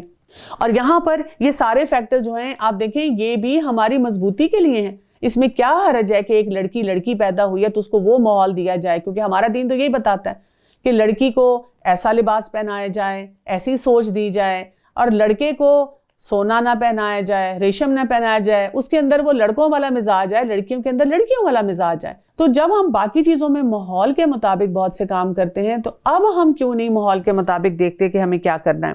اسی طرح سے ہم یہ بھی دیکھتے ہیں کہ سوشل اور کلچرل نارمز جو ہوتے ہیں ان کا بھی بڑا اثر ہوتا ہے، یعنی کسی چیز کے سلسلے میں بھی ہوتا ہے۔ ہر معاملے میں ہم ان چیزوں کو بھی صحیح راستے کی طرف لے کر جاتے ہیں، لیکن پھر وہی بات آ گئی کہ جب ہم اپنی خواہشات کے نرغے میں اتنے آگے ہیں تو ہم ایسے سوسائٹیز پیدا کر رہے ہیں، ایسے کلچرز پیدا کر رہے ہیں جس میں ان چیزوں کو ویلکم کیا جائے، ان کے لیے سافٹ کارنرز ڈیولپ کیے جائیں۔ ہم کیوں نہیں ان کلچرز میں، سوسائٹیز میں یہ باتوں کی اویئرنیس دیتے کہ ان کے جو غلط اثرات ہیں وہ بہت زیادہ ہیں اور ہمیں اپنے آپ کو اور اپنی آگے کی نسلوں کو اس سے بچا کر رکھنا ہے۔ یعنی بات یہ ہے کہ یہ جو معاملات ہیں ان کے بارے میں ہم پیرنٹس کو، خاص طور پہ اساتذہ کو، لوگوں کو، پڑھے لکھے طبقے کو بہت اویئرنیس ہونی چاہیے، اس کے بارے میں غور و فکر کرنا چاہیے اور اس کلیئرٹی کے ساتھ کرنا چاہیے کہ جب اللہ سبحانہ وتعالیٰ نے قرآن میں سب سے سخت سزا ان کو دی، ان کو کسی قسم کی سپیس نہیں دی گئی، ان کو نہیں چھوڑا گیا، اس بات پہ کوئی لاجک دے کر ان کو نہیں چھوڑا گیا، تو ہم کیسے کبھی جین کا لاجک دے کے، کبھی کلچر کا، کبھی خواہشات کا، ان کو ایسی بے راہ روی پہ جانے کے لیے کھلم کھلا اجازت دے سکتے ہیں؟ یہ بستی ایسی راہ پر ہے جو برابر چلتی رہتی ہے اور اس میں ایمان والوں کے لیے بڑی نشانی ہے۔ ایکا بستی کے رہنے والے بھی بڑے ظالم تھے اور جن سے آخر ہم نے انتقام لے ہی لیا۔ یہ دونوں شہر کھلے عام راستے پر ہیں اور ہجر والوں نے بھی رسولوں کو جھٹلایا۔ اب آپ دیکھیں کہ اللہ سبحانہ تعالیٰ اس صورت میں ہمیں مختلف واقعات بتا کے وارننگز دے رہے ہیں، سمجھا رہے ہیں کہ کس راستے پہ ہم نے نہیں جانا اور ان لوگوں نے کیا کیا غلطیاں کی تھیں۔ اور یہ جو ہجر والوں کا ذکر آ رہا ہے جس کے نام پہ یہ صورت ہے، یہ قوم سمود کا بات ہو رہی ہے، جنہیں ہم نے ان کو اپنی نشانیاں بھی عطا فرمائیں، لیکن تاہم وہ ان سے روگردانی ہی کرتے تھے۔ یہ لوگ پہاڑوں کو تراش تراش کر گھر بناتے تھے بے خوف ہو کر۔ کیوں؟ یعنی جب وہ گھر بناتے تھے تو وہ سمجھتے تھے کہ ہم پہاڑوں کے اندر گھر بنا رہے ہیں اور ہمیں کوئی بھی نقصان کسی قسم کا نہیں ہو سکتا، ہم بڑے سیف ہیں، ہم بڑی سیف زون میں ہیں۔ جبکہ ہم دیکھیں کہ وہاں پر ان کو کیسے وہ ان کے اوپر جو ہے اللہ تعالیٰ کی طرف سے عذاب آیا تھا کہ ایک ایسی آواز تھی جس نے ان کو ختم کر دیا۔ جیسے ہم دیکھتے ہیں کہ یہ ہمیں پتہ چلتا ہے کہ اگر 175 ڈیسی بیلز کا شور ہو تو وہ انسان کو مار دیتا ہے۔ تو یہ وہ بات ہوتی ہے انسان کے سمجھنے کی کہ انسان اپنے اسباب پہ اگر کچھ بلڈ کرتا ہے تو اپنے آپ کو اتنا سٹرونگ نہ سمجھے۔ جیسے آج کے دور میں ہم نے سائنس کو خدا بنا لیا اور ہم سمجھتے ہیں کہ سائنٹیفک فیکٹس جو ہیں ہمیں ہر چیز سے، ہر مشکل سے بچا لیں گے، اور آخر انہیں بھی صبح ہوتے ہوئے چنگھاڑ نے آ دبوچا، بس ان کی کسی تدبیر و عمل نے انہیں کوئی فائدہ نہ دیا۔ ہم نے آسمان و زمین کو اور ان کے درمیان کی سب چیزوں کو حق کے ساتھ ہی پیدا فرمایا ہے، اور قیامت ضرور ضرور آنے والی ہے، بس تو حسن و خوبی اور اچھائی سے درگزر کر لے، یقیناً تیرا پروردگار ہی پیدا کرنے والا اور جاننے والا ہے۔ اِنَّ رَبَّكَ هُوَ الْخَلَّاقُ الْعَلِيمُ، یقیناً ہم نے آپ کو 7 آیتیں دے رکھی ہیں اور یہ کہ دہرائی جاتی ہیں، اور قرآن بھی دے رکھا ہے۔ یہاں پر ہم دیکھتے ہیں کہ سورہ الحجر کی آیت نمبر 87 میں اللہ سبحانہ تعالیٰ کیا فرما رہے ہیں؟ وَلَقَدْ آتَيْنَاكَ سَبْعًا مِّنَ الْمَثَانِي وَالْقُرْآنِ الْعَظِيمِ، کیا کہا جا رہا ہے کہ یقیناً ہم نے آپ کو 7 آیتیں دے رکھی ہیں کہ وہ دہرائی جاتی ہیں، اور قرآن بھی دے رکھا ہے۔ یعنی کہ اب ہم قرآن مجید کو جب کھولتے ہیں تو یہ 7 آیتیں سورہ الفاتحہ کی ہیں، وہ اس کا حصہ ہی ہیں، لیکن ان کو ہائی لائٹ کرنے کے لیے ان کی طرف جو ہے دوبارہ سے اشارہ کیا جا رہا ہے۔ ابو سعید بن معلی رضی اللہ عنہ فرماتے ہیں کہ میں مسجد میں نماز پڑھ رہا تھا کہ نبی کریم صلی اللہ علیہ وسلم نے مجھے آواز دی، اور پھر آپ نے مجھے فرمایا کہ میں تمہیں قرآن کی ایک ایسی صورت بتاؤں گا جو قرآن کی سب صورتوں سے بڑھ کر ہے، اور مسجد سے نکلنے سے پہلے تمہیں بتا دوں گا۔ پھر آپ نے میرا ہاتھ پکڑ لیا اور مسجد سے باہر نکلنے کا ارادہ کر لیا، تو میں نے عرض کیا کیا آپ نے مجھے یہ نہیں کہا تھا کہ مسجد سے نکلنے سے پہلے مجھے قرآن مجید کی سب سے عظیم صورت کے بارے میں آپ بتائیں گے؟ تو آپ صلی اللہ علیہ وسلم نے فرمایا کہ وہ الحمدللہ رب العالمین یعنی سورہ الفاتحہ ہے۔ یہی 7 مثانی یعنی بار بار دہرائی جانے والی 7 آیات والی صورت ہے، اور یہی قرآن مجید کی سب سے عظیم صورت ہے۔ تو یہاں سے ہم یہ دیکھتے ہیں کہ یہاں پر سورہ الفاتحہ کی اہمیت کو اجاگر کیا گیا ہے۔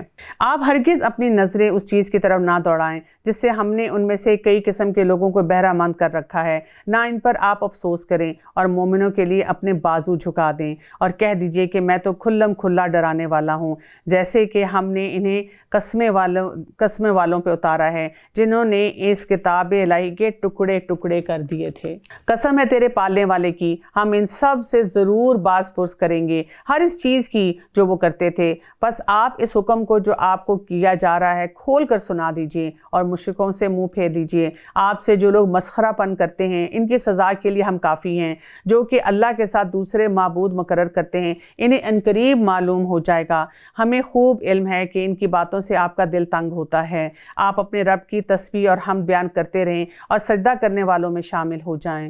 فَسَبِّحْ بِحَمْدِ رَبِّكَ وَكُن مِّنَ السَّاجِدِينَ، آپ اپنے پروردگار کی تسبیح اور حمد کرتے رہیں اور سجدہ کرنے والوں میں شامل ہو جائیں، اور اپنے رب کی عبادت کرتے رہیں یہاں تک کہ آپ کو موت آ جائے۔ یعنی یہاں پر ہم دیکھ رہے ہیں کہ بات ہو رہی ہے سجدے کی، اور سجدے پہ بھی بات کرنا بہت ضروری ہے، اس کو سمجھنا بہت ضروری ہے، اس کی حقیقت کو سمجھنا بہت ضروری ہے۔ ہم دیکھتے ہیں کہ ابن القیم رحمۃ اللہ علیہ نے نماز کے بارے میں ہمیں بہت رہنمائی دی، اور اس میں ایک جگہ وہ یہ کہتے ہیں کہ انسان کا جو فوکس ہوتا ہے نماز میں، یعنی جب آپ نماز کی ابتدا کرتے ہیں اور جو کچھ آپ پڑھ رہے ہیں اور جو کچھ آپ اس میں آگے چل رہے ہیں، آپ کا ایک مائنڈ سیٹ یہ ہوتا ہے کہ اصل آپ نے جس ٹارگٹ کو ہٹ کرنا ہے وہ سجدہ ہے، یعنی وہ ساری تیاری پریپریشن جو ہے وہ سجدے کی طرف آپ کو لے کے جا رہی ہے۔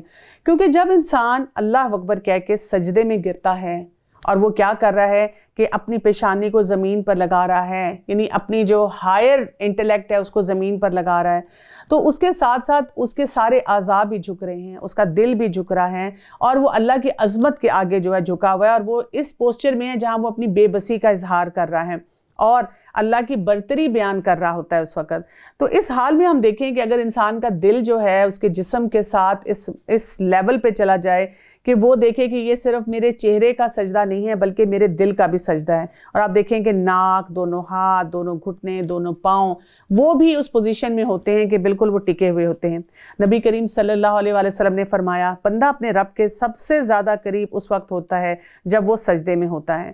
تو بات یہ ہے کہ جب لوگ اس طرح کی باتیں کرتے ہیں کہ ہمارے اندر جو ہے نا وہ کیفیت نہیں آتی نماز پڑھتے ہوئے، خشوع خضوع کا ہمیں مسئلہ رہتا ہے، تو سلف صالحین سے پوچھا گیا تھا کہ کیا دل بھی سجدہ کرتا ہے؟ انہوں نے کہا ہاں، اللہ کی قسم وہ ایسا سجدہ کرتا ہے کہ وہ اس سے اپنا سر نہیں اٹھاتا یہاں تک کہ وہ اللہ سے ملاقات کر لے۔ پھر انسان جب ایک سجدہ کر کے اٹھتا ہے اور سجدہ کرنے کے بعد وہ بیٹھتا ہے، یعنی جس کو ہم جلسہ کہتے ہیں، اور آپ دیکھیں کہ رسول اللہ صلی اللہ علیہ وسلم جو تھا جتنا طویل سجدہ کرتے تھے، درمیان میں وہ جو بیٹھتے تھے جلسے کے لیے اس میں بھی اتنا ہی وقت لگاتے تھے، اور بات یہ تھی کہ اس کیفیت کو انسان ختم نہ کر دے۔ کچھ لوگ جیسے کرتے ہیں جلدی سے سجدہ کیا اور پھر دوبارہ جلدی سے کیا اور کوشش کی کہ جلدی جلدی سے نماز سے فارغ ہوں، اور پھر جب ہم کہیں کہ وہ مزہ ہی نہیں ہمیں آتا نماز میں، یا نماز پڑھنے کے بعد وہ کیفیت نہیں بدلتی، تو بات یہ کہ اس سجدے پہ فوکس کرنا ضروری ہے۔ یہاں تک وہ کہتے ہیں کہ آپ اپنے آپ کو ایک مقروض انسان تصور کریں جب آپ سجدے میں ہیں، اور آپ یہ دیکھیں کہ اس وقت آپ نے اپنے نفس کو ادھر ادھر بھاگنے سے روک لینا ہے۔ جب سجدے میں جانا ہے تو آپ نے وہ اپنے لیے محسوس کرنا ہے کہ آپ اللہ کی غلامی میں ہیں، اور آپ وہاں پر اپنے نفس کو قابو کر کے اللہ کے آگے جو ہیں وہ جم کر بیٹھے ہوئے ہیں۔ 14 پارہ ہے اور اب ہم سورہ نحل شروع کر رہے ہیں۔ بسم اللہ الرحمن الرحیم۔ اتا امر اللہ فلا تستعجلوہ سبحانہ وتعالی عما یشرکون۔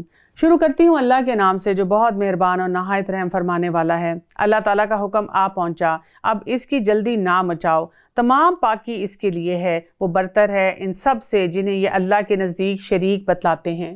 سورہ نحل کی جب ہم بات کرتے ہیں تو اس میں نعمتوں کا ذکر ہے اور بہت جامع انداز میں ہے۔ یہاں پر ہم دیکھتے ہیں کہ اللہ سبحانہ وتعالیٰ کا جو ذکر کیا جا رہا ہے سبحانہ وتعالی، یعنی العالی علو سے، بلندی اور بزرگی سے اللہ تعالیٰ کا جو نام ہے، صفت ہے، یہ بتائی جا رہی ہے۔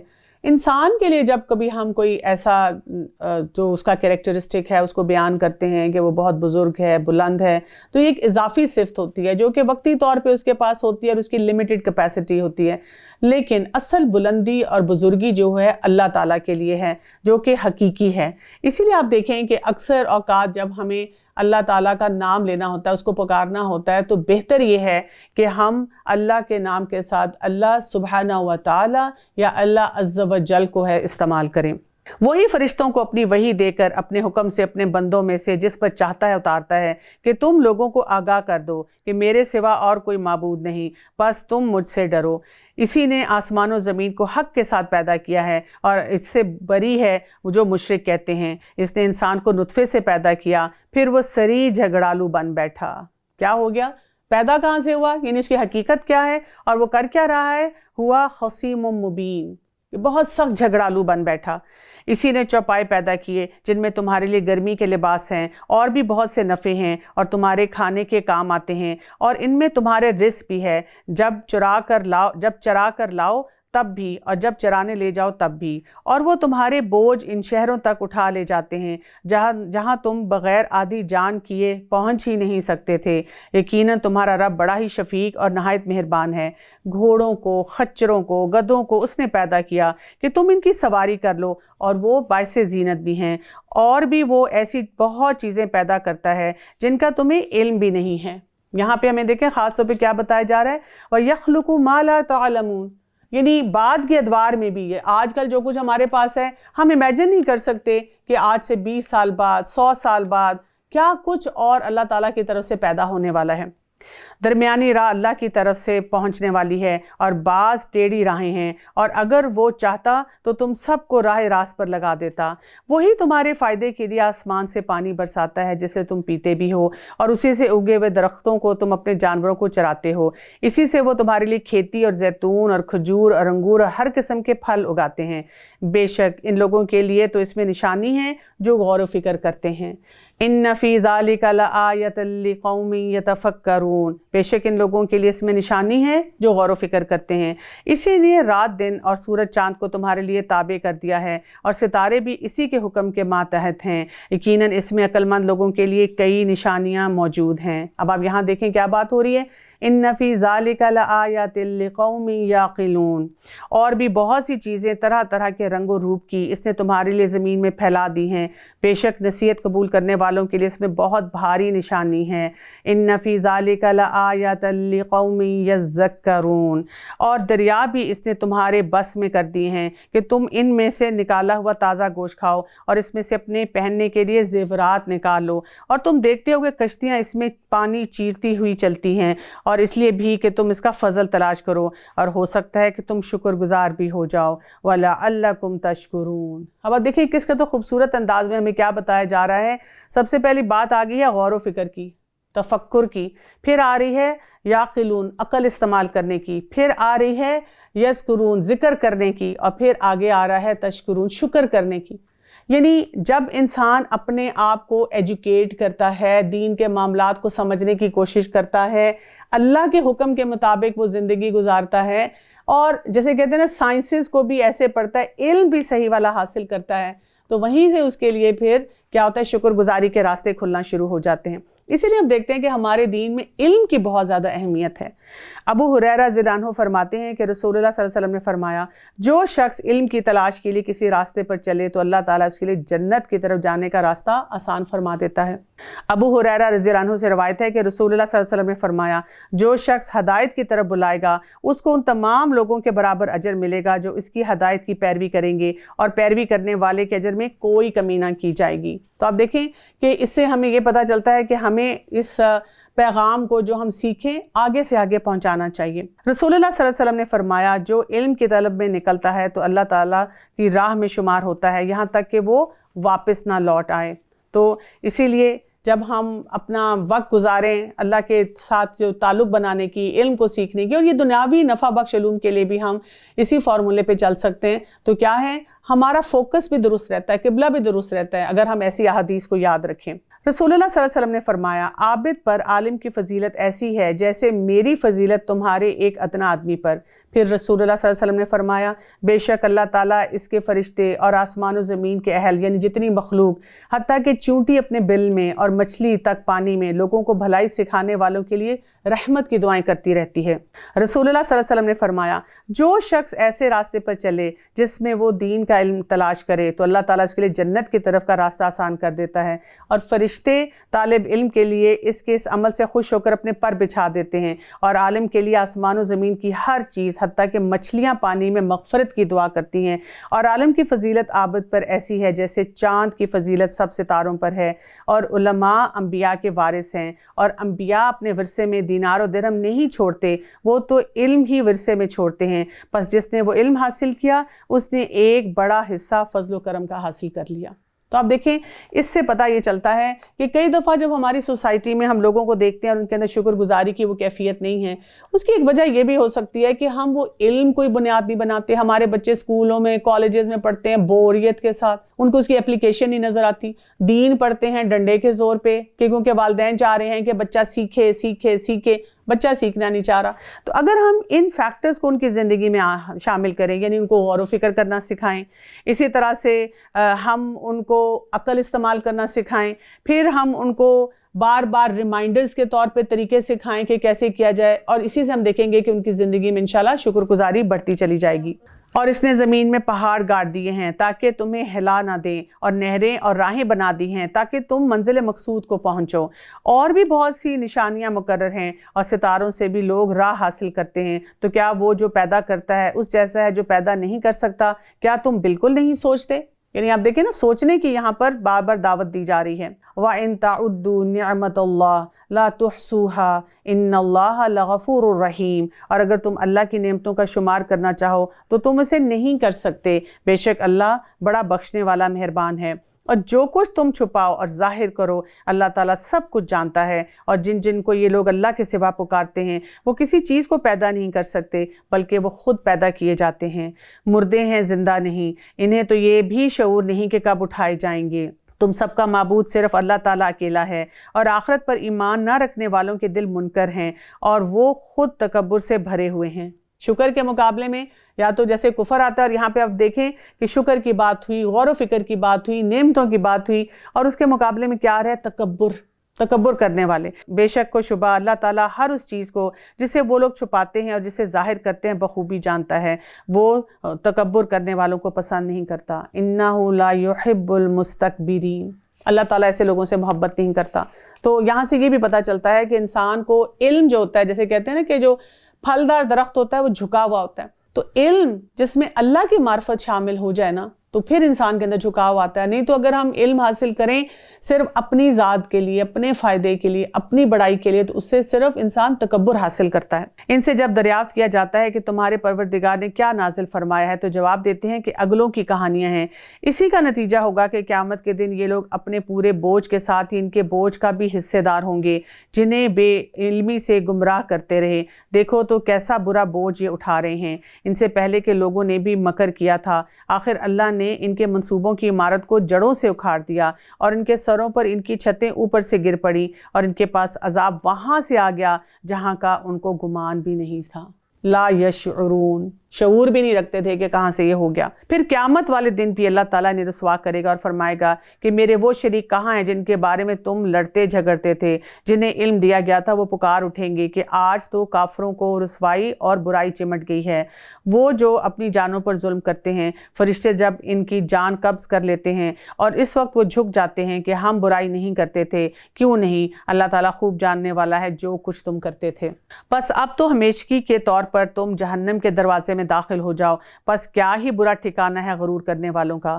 اور پرہیزگاروں سے پوچھا جاتا ہے کہ تمہارے پروردگار نے کیا نازل فرمایا، تو وہ جواب دیتے ہیں اچھے سے اچھا۔ جن لوگوں نے بھلائی کی ان کے لیے اس دنیا میں بھلائی ہے، اور یقیناً آخرت کا گھر تو بہت ہی بہتر ہے، اور کیا ہی خوب گھر ہے پرہیزگاروں کا۔ اب آپ دیکھیں یہاں پہ اسی انوائرمنٹ میں رہتے ہوئے، جسے کہتے ہیں نا کہ ڈفرنس آف اوپینین ہے، جس کو ہم کہتے ہیں نا کہ انسان کے اپنے اندر کا ماحول، اپنے اندر کا موسم کیسے، اپنا پیراڈائم کیا ہے، اسی کی بنیاد پہ انسان ایک جگہ رہتے ہوئے جو ہے وہ خوش ہو رہا ہے، دوسرا جو ہے وہاں پہ خوشی نہیں ہو رہا۔ ابو قتادہ رضی اللہ عنہ سے روایت ہے کہ ایک مرتبہ نبی کریم صلی اللہ علیہ وسلم کے پاس ایک جنازہ گزرا، تو آپ نے فرمایا یا تو آرام پانے والا ہے یا اس سے دوسروں نے آرام پا لیا۔ صحابہ نے پوچھا یا رسول اللہ صلی اللہ علیہ وسلم اس کا کیا مطلب ہے؟ تو آپ نے فرمایا کہ مومن بندہ جب فوت ہوتا ہے تو دنیا کی پریشانیوں اور تکلیفوں سے آرام پا کر اللہ کی رحمت میں چلا جاتا ہے، اور فاسق جب فوت ہوتا ہے تو انسان، ملک، درخت اور جانور سبھی اس سے آرام پا لیتے ہیں۔ تو ہمیں یہ بھی تو سوچنے کی ضرورت ہے کہ ہم کیسے آثار پیچھے چھوڑ کر جا رہے ہیں۔ ہمیشگی والے باغات جہاں وہ جائیں گے جن کے نیچے نہریں بہ رہی ہیں، جو کچھ یہ طلب کریں گے وہاں ان کے لیے موجود ہوگا۔ پرہیزگاروں کو اللہ تعالیٰ اسی طرح بدلہ دیتا ہے۔ وہ جن کی جانیں فرشتے اس حال میں قبض کرتے ہیں کہ وہ پاک صاف ہوں، اور وہ کہتے ہیں کہ تمہارے لیے سلامتی ہی سلامتی ہے، جاؤ جنت میں اپنے ان اعمال کے بدلے جو تم کرتے تھے۔ کیا ان کو کہا جاتا ہے یقولون سلام علیکم ادخلوا الجنہ بما کنتم تعملون، کہ سلامتی کے ساتھ وہاں داخل ہو جاؤ اپنے عمل کی وجہ سے۔ حالانکہ یہ بھی حقیقت ہمیں پتہ ہونی چاہیے کہ ہم اپنے اعمال کی بنیاد پہ جنت میں نہیں جا سکتے، یہ تو ہمارے رب کا ہم پہ کوئی فضل و کرم ہی ہوگا تو ہم وہاں جائیں گے۔ کیا یہ اسی بات کا انتظار کر رہے ہیں کہ ان کے پاس فرشتے آ جائیں یا تیرے رب کا حکم آ جائے؟ ایسا ان لوگوں نے بھی کیا تھا جو ان سے پہلے تھے، ان پر اللہ تعالیٰ نے کوئی ظلم نہیں کیا بلکہ وہ خود اپنی جانوں پر ظلم کرتے ہیں، پس ان کے برے اعمال کے نتیجے انہیں مل کے، اور جس کی ہنسی اڑاتے تھے اس نے ان کو گھیر لیا۔ مشرک لوگوں نے کہا کہ اگر اللہ تعالیٰ چاہتا تو ہم اور ہمارے باپ دادا اس کے سوا کسی اور کی عبادت ہی نہ کرتے، نہ ان کے فرمان کے بغیر کسی چیز کو حرام کرتے۔ یہی فعل ان سے پہلے کے لوگوں کا رہا، تو رسولوں پر تو صرف کھلم کھلا پیغام کو پہنچا دینا ہے۔ ہم نے ہر امت میں رسول بھیجا کہ لوگوں صرف اللہ کی عبادت کرو اور اس کے سوا تمام معبودوں سے بچو، پس بعض لوگوں کو تو اللہ نے ہدایت دی اور بعض پر گمراہی ثابت ہوگی، پس تم خود زمین میں چل پھر کر دیکھ لو کہ جھٹلانے والوں کا انجام کیسا ہوا۔ پھر بار بار دعوت دی جاتی ہے کہ جو حقائق قرآن مجید میں بتا دیے گئے ہیں ان کو سمجھنے کے لیے کیا کرو، خود چل پھر کے دیکھو، خود آئیڈینٹیفائی کرو۔ گو آپ ان کی ہدایت کے خواہش مند رہے ہیں، لیکن اللہ تعالیٰ اسے ہدایت نہیں دیتا جسے گمراہ کر دے، اور نہ ان کی کوئی مددگار ہوتا ہے۔ وہ لوگ بڑی سخت قسمیں کھا کر کہتے ہیں کہ مردوں کو اللہ تعالیٰ زندہ نہیں کرے گا۔ کیوں نہیں، ضرور زندہ کرے گا، یہ تو اس کا برحق لازمی وعدہ ہے، لیکن اکثر لوگ جانتے نہیں۔ اس لیے بھی کہ یہ لوگ جس چیز میں اختلاف کرتے تھے اسے اللہ تعالیٰ صاف کر دے، اور اس لیے بھی کہ خود کافر اپنا جھوٹا ہونا جان لیں۔ ہم جب کسی چیز کا ارادہ کرتے ہیں تو صرف ہمارا یہ کہہ دینا ہوتا ہے کہ ہو جا، بس وہ ہو جاتی ہے۔ جن لوگوں نے ظلم برداشت کرنے کے بعد اللہ کی راہ میں ترک وطن کیا ہے، ہم انہیں بہتر سے بہتر ٹھکانہ دنیا میں عطا فرمائیں گے، اور آخرت کا ثواب تو بہت ہی بڑا ہے۔ کاش کے لوگ اس سے واقف ہوتے۔ الذین صبروا وعلی ربہم یتوکلون، اور جنہوں نے دامن صبر نہ چھوڑا اور اپنے پالنے والے ہی پر بھروسہ کرتے رہے۔ آپ سے پہلے بھی ہم انسانوں کو ہی بھیجتے رہے جن کی جانب وحی اتارا کرتے تھے، بس اگر تم نہیں جانتے تو اہل علم سے دریافت کر لو۔ دلیلوں اور کتابوں کے ساتھ یہ ذکر یعنی کتاب ہم نے آپ کی طرف اتارا ہے کہ لوگوں کی جانب جو نازل فرمایا گیا ہے آپ اسے کھول کر بیان کریں، شاید کہ یہ غور و فکر کریں۔ جب ہم قرآن پاک کی ابتدا کرتے ہیں نا سورہ البقرہ میں، اور جب کہا جاتا ہے کہ غیب کو مانو، تو بہت سے ایسے لوگ جو بہت پڑھے لکھے ہوتے ہیں، سائنٹیفک ریسرچز کرتے ہیں، تو وہ یہی باتیں کہتے ہیں نا کہ بلائنڈ فیتھ، آپ بلائنڈلی چاہتے ہیں ہم فالو کریں۔ آج کل کا یوتھ بھی کئی دفعہ کہتا ہے کہ آپ ہمیں کیوں فورس کر رہے ہیں کہ ہم یہ سب کچھ پڑھیں، لیکن اللہ سبحانہ وتعالیٰ بار بار اس بات کی دعوت دیتے ہیں کہ دلیل کے ساتھ بات کرو، اور ایکسپلور کرو، اور ریسرچ کرو، اور اپنی عقل کو استعمال کرو، کیونکہ جتنا زیادہ آپ اپنی عقل کو صحیح طریقے سے استعمال کریں گے تو پھر آپ کو اس کا فائدہ بھی ہوگا۔ بدترین داؤ پیچ کرنے والے کیا اس بات سے بے خوف ہو گئے ہیں کہ اللہ تعالیٰ نے زمین میں دھنسا دے، یا ان کے پاس ایسی جگہ کا عذاب آ جائے جہاں کا انہیں وہم و گمان بھی نہ ہو، یا انہیں چلتے پھرتے پکڑ لے؟ یہ کسی صورت میں اللہ تعالیٰ کو جائز نہیں کر سکتے، یا انہیں ڈرا دھمکا کر پکڑ لے، پس یقیناً تمہارا پروردگار اعلیٰ شفقت اور انتہائی رحم والا ہے۔ کیا انہوں نے اللہ کی مخلوق میں سے کسی کو نہیں دیکھا کہ اس کے سائے دائیں بائیں جھک کر اللہ تعالیٰ کے سامنے سربر سجود ہیں اور عاجزی کا اظہار کرتے ہیں؟ یقیناً آسمان و زمین کے کل جاندار اور تمام فرشتے اللہ تعالیٰ کے سامنے سجدہ کرتے ہیں اور ذرا بھی تکبر نہیں کرتے، اور اپنے رب سے جو ان کے اوپر ہے کپ کپاتے رہتے ہیں، اور جو حکم مل جائے اس کی تعمیل کرتے ہیں۔ اللہ تعالیٰ ارشاد فرما چکا ہے کہ دو معبود نہ بناؤ، معبود تو صرف وہی اکیلا ہے، اور پس تم سب صرف میری ہی ڈر اور خوف رکھو۔ آسمان و زمین میں جو کچھ ہے سب اسی کا ہے، اور اسی کی عبادت لازم ہے۔ کیا پھر تم اس کے سوا اوروں سے ڈرتے ہو؟ تمہارے پاس جتنی بھی نعمتیں ہیں سب اسی کی دی ہوئی ہیں۔ اب بھی جب تمہیں کوئی مصیبت پیش آ جائے تو اسی کی طرف نالا فریاد کرتے، اور جہاں اس نے وہ مصیبت تم سے دفع کر دی، تم میں سے کچھ لوگ اپنے رب کے ساتھ شریک کرنے لگتے ہیں کہ ہماری دی ہوئی نعمتوں کی ناشکری کریں۔ اچھا، کچھ فائدہ اٹھا لو، آخر کار تمہیں معلوم ہو ہی جائے گا۔ آپ دیکھیں کہ یہاں پر بھی جو توحید کی بات ہوئی، اللہ سے ساتھ جڑنے کی بات ہوئی، شرک سے، کفر سے اپنے آپ کو بچانے کی بات ہوئی، وہاں پہ بھی نعمتوں کا ذکر آ گیا۔ یعنی ہم جب سمجھتے ہیں کہ ہم سے نعمتوں کے مطابق جو ہم اپنے معاملات کو درست نہیں رکھ پا رہے، ان کو بھی ٹھیک کرنے کے لیے کیا کرنا ہوگا؟ اللہ کی معرفت کو بڑھانا ہوگا، اور جسے جانتے بوجھتے بھی نہیں اس کا حصہ ہماری دی ہوئی چیزیں مقرر کرتے ہیں۔ واللہ، تمہارے اس بہتان کا سوال تم سے ضرور کیا جائے گا، اور وہ سبحانہ و تعالیٰ کے لیے لڑکیاں مقرر کرتے ہیں، اور اپنے لیے وہ جو اپنی خواہش کے مطابق ہو۔ ان میں سے جب کسی کو لڑکی ہونے کی خبر دی جائے تو اس کا چہرہ سیاہ ہو جاتا ہے اور دل ہی دل میں گھٹنے لگتا ہے۔ اس بری خبر کی وجہ سے لوگوں سے چھپا چھپا پھرتا ہے، سوچتا ہے کہ کیا اس ذلت کو لیے ہوئے ہی رہے یا اسے مٹی میں دبا دے۔ کیا ہی برے فیصلے کرتے ہیں۔ اب یہاں پہ اب آپ دیکھیں کہ انسان کے ایٹیٹیوڈ دکھایا جا رہا ہے کہ جب وہ اللہ تعالیٰ کی معرفت نہیں حاصل کرتا، شکر گزاری نہیں کرتا، تو اللہ تعالیٰ جو نعمتیں دیتا ہے اس کے ساتھ بھی اس کا تعلق درست نہیں ہوتا۔ جیسے ایک بات یہاں پتہ چل رہی ہے، لڑکی کا ذکر کیا گیا کہ جب لڑکی پیدا ہونے کی خبر اسے ملتی، اور یہ سین آپ اپنے خاندانوں میں، گھروں میں دیکھتے ہیں، اور میں ڈاکٹر ہونے کے ناطے تقریباً ہر دوسرے دن ہسپتال میں دیکھتی ہوں کہ جیسے ہی جا کے کہتی ہوں مبارک ہو تو سب کے چہرے چمک اٹھتے ہیں کہ ضرور لڑکا ہوگا جو ڈاکٹر مبارکباد دے رہی ہیں، اور جب میں کہتی ہوں کہ اللہ نے بیٹی دی ہے تو پھر آنکھوں میں اور چہرے پہ ایک عجیب سی کیفیت آتی ہے، ایک رنگ آتا ہے، ایک رنگ جاتا ہے، اور پھر ایک دوسرے کو دیکھ کے کہتے ہیں چلو اللہ کا شکر ہے، یعنی جیسے کہتے ہیں کہ زبردستی کی بات کر رہے ہوتے ہیں۔ تو یہاں پہ اللہ تعالیٰ اس کیفیت کا جو ہے اس کے بارے میں بات کر رہے ہیں۔ آخرت پر ایمان نہ رکھنے والوں ہی کی بری مثال ہے، اللہ کے لیے تو بہت ہی بلند صفت ہے اور وہ بڑا ہی غالب اور با حکمت ہے۔ اگر لوگوں کے گناہ پر اللہ تعالیٰ کی گرفت کرتا تو روئے زمین پر ایک بھی جاندار باقی نہ رہتا، لیکن وہ تو انہیں ایک وقت مقرر تک ڈھیل دیتا ہے۔ جب ان کا وہ وقت آ جاتا ہے تو وہ ایک ساتھ نہ پیچھے رہ سکتے ہیں اور نہ ہی وہ آگے بڑھ سکتے ہیں۔ یعنی آپ دیکھیں کہ جو وقت آتا ہے اس کے بارے میں بتایا جا رہا ہے کہ یہ حساب کتاب جو ہے انسان کو وہاں پر ہلا دے گا اگر انسان اس کے بارے میں سوچے۔ عائشہ رضی اللہ عنہ سے مروی ہے کہ رسول اللہ صلی اللہ علیہ وسلم نے فرمایا، قیامت کے روز جس کا حساب لے لیا گیا وہ تو ہلاک ہو گیا۔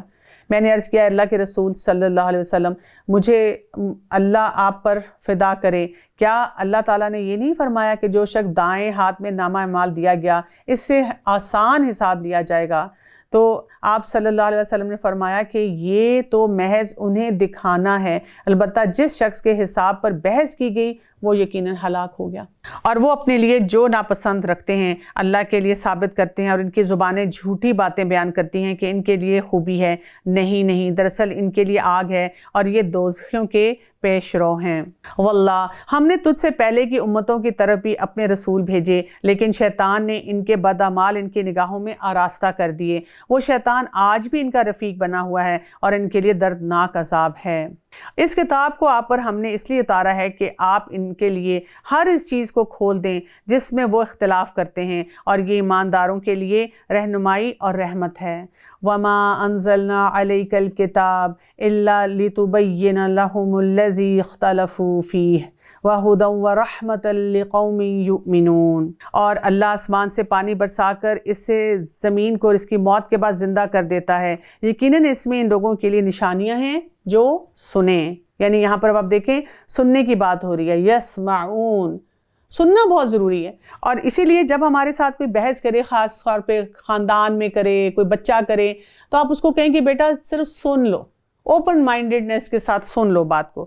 تمہارے لیے تو چوپایوں میں بھی بڑی عبرت ہے کہ ہم تمہیں اس کے پیٹ میں جو کچھ ہے اسی میں سے گوبر اور لہو کے درمیان میں سے خالص دودھ پلاتے ہیں، جو پینے والوں کے لیے بہت سہتا اور پچتا ہے۔ آپ دیکھیں کس قدر خوبصورت بات ہے۔ یعنی آپ دنیا میں دیکھیں کہ اگر سینیٹیشن لائن ہے اور ایک پانی کی لائن ہے، واٹر لائن ہے، وہ اگر قریب ہوگی تو کیا ہوگا؟ سارا انفیکشن سینیٹیشن لائن میں سے نکل کر آپ کے پانی میں آ جائے گا، اور کتنی ہی پیٹ کی بیماریاں جو ہیں پھیلتی ہیں۔ یعنی کہ اس وقت ہم دیکھتے ہیں کہ جب ہم ہائیجین پڑھتے ہیں اور کمیونٹی میڈیسن پڑھتے ہیں تو اس میں بار بار بتایا جاتا ہے کہ سینیٹیشن لائن کو کتنا دور رکھنا ہے اپنی واٹر پائپ لائن سے، نہیں تو سارے جراثیم وہاں جائیں گے۔ لیکن ایک جانور کے اندر اللہ تعالیٰ نے وہاں پر یہ لائنیں قریب رکھی ہوئی ہیں، وہاں پہ ان کا گوبر بھی آ رہا ہے، وہاں پر ان کا لہو بھی ہے، اور اس میں سے جو دودھ نکل رہا ہے اور وہ جو اس کی لذت ہے اس کو ہم سب محسوس کر سکتے ہیں۔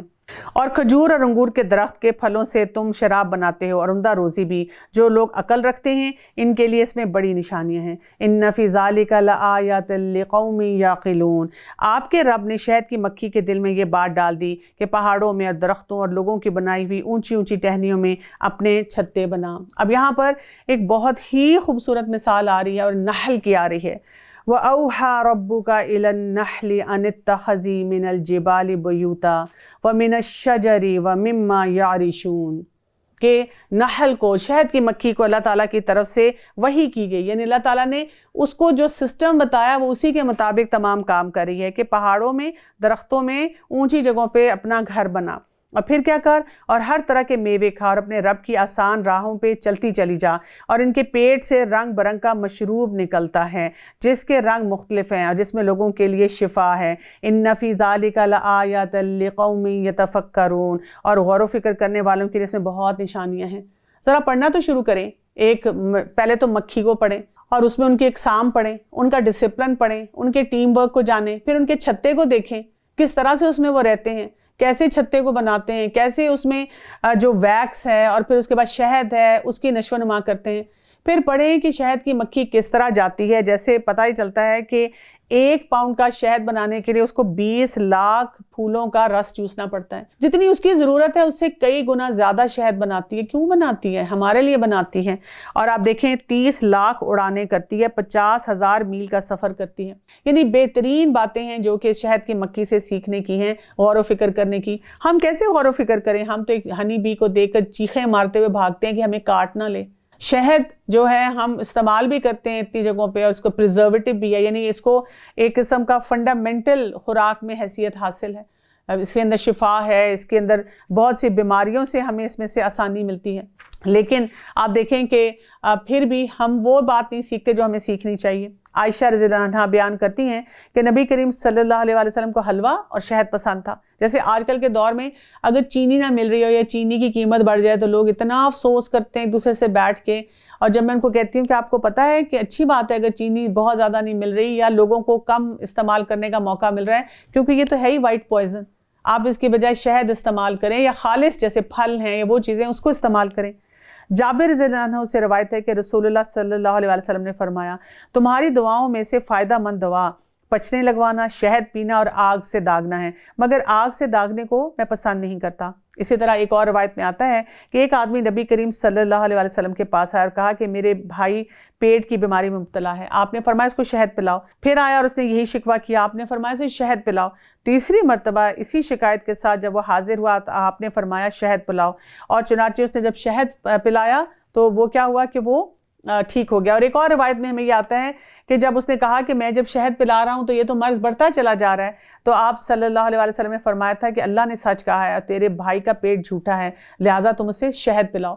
یعنی اس کو وہ ڈوز شاید نہیں مل رہی ہے, یا یہ کہ اس کو زیادہ دیر کے لیے وہ شہد چاہیے تاکہ اس کو اس کے اندر سے شفا حاصل ہو. اللہ تعالیٰ نے ہی تم سب کو پیدا کیا ہے, وہی تمہیں سب کو فوت کرے گا. اور تم میں ایسے بھی ہیں جو بدترین عمر کی طرف لوٹائے جاتے ہیں کہ بہت کچھ جاننے بوجھنے کے بعد بھی نہ جانیں.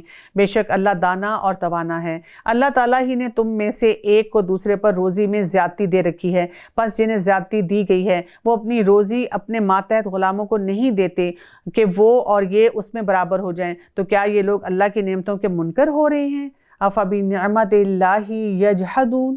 آپ دیکھیں کہ یہاں پہ کیا پھر بات بتائی جا رہی ہے. اتنی نعمتیں بتانے کے بعد کہا جا رہا ہے کہ ہم اپنی دنیا کی زندگی میں بھی آپ دیکھیں کہ اپنے اور اپنے ملازمین میں اپنے سب آرڈینیٹس میں فرق رکھتے ہیں. یعنی ان سے اچھی طرح بات بھی کر لیں گے, ان کو کھانا پینا بھی دیں گے, آج کل آپ دیکھیں افطاری بھی انہیں دیں گے, لیکن اپنے ساتھ ٹیبل پہ نہیں بٹھائیں گے اور ان کو الگ طرح سے کھانا دیں گے اور الگ طرح سے ٹریٹ کریں گے. تو اللہ تعالیٰ کہتے ہیں کہ کیا تم دنیا میں اپنے لیے ایک اور قانون بناتے ہو اور اللہ تعالیٰ کے لیے کچھ اور قانون؟ اللہ تعالیٰ نے تمہارے لیے تم میں سے ہی تمہاری بیویاں پیدا کی اور تمہاری بیویوں سے تمہارے لیے تمہارے بیٹے اور پوتے پیدا کیے اور تمہیں اچھی اچھی چیزیں کھانے کو دی. کیا پھر بھی لوگ باطل پر ایمان لائیں گے اور اللہ تعالیٰ کی نعمتوں کی ناشکری کریں گے؟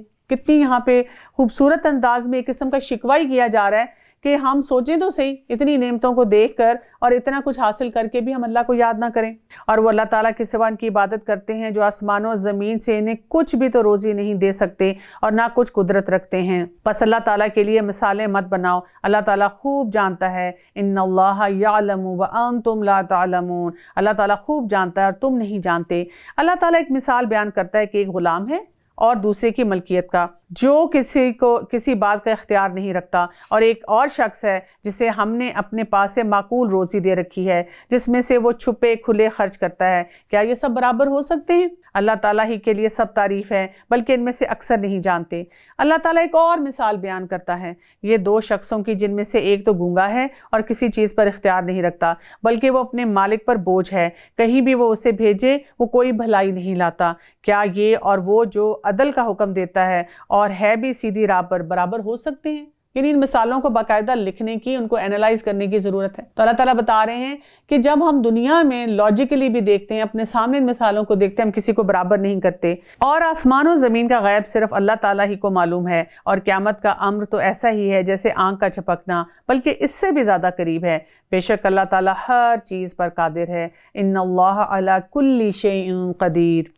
اللہ تعالیٰ نے تمہیں تمہاری ماؤں کے پیٹوں سے نکالا ہے کہ اس وقت تم کچھ بھی نہیں جانتے تھے. اسی نے تمہارے کان, آنکھیں اور دل بنائے تاکہ تم شکر گزاری کرو. یعنی ہم نے کیا سوچ لیا, آنکھیں ہمیں کیوں دی ہیں؟ کہیں نہ کہیں دیکھنے کے لیے, لطف اندوز ہونے کے لیے. کان کس لیے دیے ہیں؟ وہی ہے کچھ سننے کے لیے اور مزے کرنے کے لیے، اور دل کہیں نہ کہیں لگانے کے لیے نہیں۔ اللہ تعالیٰ نے ہمیں یہ ساری سینسز اس لیے دی ہیں کہ ہم اللہ کا شکر ادا کریں، ہم دیکھیں، سنیں اور دل سے ان باتوں کو کنیکٹ کریں اپنے رب کے ساتھ۔ کیا ان لوگوں نے پرندوں کو نہیں دیکھا جو تابع فرمان ہو کر فضا میں ہیں، جنہیں بجز اللہ تعالیٰ کے کوئی اور تھامے ہوئے نہیں؟ بے شک اس میں ایمان لانے والوں کے لیے بہت بڑی نشانیاں ہیں۔ اور اللہ تعالیٰ نے تمہارے لیے تمہارے گھروں میں سکونت کی جگہ بنا دی ہے، اور اسی نے تمہارے لیے چوپایوں کے کھالوں کے گھر بنائے ہیں جنہیں تم ہلکا پھلکا پاتے ہو، اور اپنے کوچ کے دن اور اپنے ٹھہرنے کے دن بھی، اور ان کی اون اور روئیں اور بالوں سے بھی اس نے بہت سے سامان اور ایک وقت مقرر تک کے لیے فائدے کی چیزیں بنائی ہیں۔ اللہ ہی نے تمہارے لیے اپنے پیدا کردہ چیزوں میں سے سائے بنائے ہیں، اور اسی نے تمہارے لیے پہاڑوں میں غار بنائے ہیں، اور اسی نے تمہارے لیے کرتے بنائے ہیں جو تمہیں گرمی سے بچائیں، اور ایسے کرتے بھی جو تمہیں لڑائی کے وقت کام آتے ہیں۔ وہ اسی طرح اپنی پوری نعمتیں دے رہا ہے کہ تم حکم بردار بن جاؤ۔ اور دیکھیں سایوں کی بات ہوئی ہے، یعنی ہم تو کہتے ہیں نا کہ وہ نیچرلی یہ ہوتا ہے نا کہ جیسے سورج یا لائٹ کی جو ڈائریکشن ہو تو وہ سایہ بنتا ہے، لیکن اللہ تعالیٰ اس کو بھی نسبت اپنے ساتھ دے رہے ہیں۔ مقصد کہنے کا یہ ہے کہ جب ہم نعمتوں کی بات کریں تو ایک جیسے کہتے ہیں نا سیکنڈ یا ملی سیکنڈ پہ بھی ہمیں کچھ نہ کچھ ایسا ضرور نظر آ سکتا ہے جس پر ہم اپنے آپ کو اللہ تعالیٰ کے ساتھ جوڑ سکیں، اس سے کنیکٹ ہو سکیں۔ اسی لیے کہا گیا نا کَذَلِكَ يُتِمُّ نِعْمَتَهُ عَلَيْكُمْ لَعَلَّكُمْ تُسْلِمُونَ، تاکہ ہم اپنے آپ کو سرنڈر کر دیں، اللہ کے آگے جھک جائیں۔ پھر بھی اگر یہ منہ موڑ رہے ہیں تو آپ پر صرف کھول کر تبلیغ کر دینا ہے۔ یہ اللہ کی نعمتیں جانتے پہچانتے ہوئے بھی اس کے منکر ہیں، بلکہ ان میں سے اکثر ہی ناشکرے ہیں۔ اور جس دن ہم ہر امت میں سے گواہ کھڑے کریں گے، پھر کافروں کو نہ اجازت دی جائے گی اور نہ ان سے توبہ کرنے کو کہا جائے گا، اور جب یہ ظالم عذاب دیکھ لیں گے پھر نہ تو ان سے ہلکا کیا جائے گا اور نہ ہی وہ ڈھیل دیے جائیں گے۔ اور جب مشرکین اپنے شریکوں کو دیکھ لیں گے تو وہ کہیں گے اے ہمارے پروردگار، یہی ہمارے وہ شریک ہیں جنہیں ہم تجھے چھوڑ کر پکارا کرتے تھے۔ پس وہ انہیں جواب دیں گے کہ تم بالکل ہی جھوٹے ہو۔ اس دن وہ سب عاجز ہو کر اللہ کے سامنے اطاعت کا اقرار پیش کریں گے، اور جو بہتان بازی کیا کرتے تھے وہ سب ان سے گم ہو جائے گی۔ جنہوں نے کفر کیا اور اللہ کی راہ سے روکا، ہم انہیں عذاب پر عذاب بڑھاتے جائیں گے، یہ بدلہ ہوگا ان کی فتنہ پردازیوں کا۔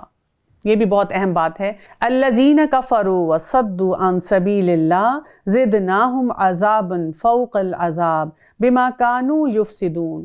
اور جس دن ہم ہر امت میں انہی میں سے ان کے مقابلے پر گواہ کھڑا کریں گے اور تجھے ان سب پر گواہ بنا کر لائیں گے، اور ہم نے تجھ پر یہ کتاب نازل فرمائی ہے جس میں ہر چیز کا شافی بیان ہے اور ہدایت اور رحمت اور خوشخبری ہے مسلمانوں کے لیے۔ اللہ تعالیٰ عدل کا اور بھلائی کا اور قرابت داروں کے ساتھ سلوک کرنے کا حکم دیتا ہے، اور بے حیائی کے کاموں کا اور ناشائستہ حرکتوں اور ظلم و زیادتی سے روکتا ہے۔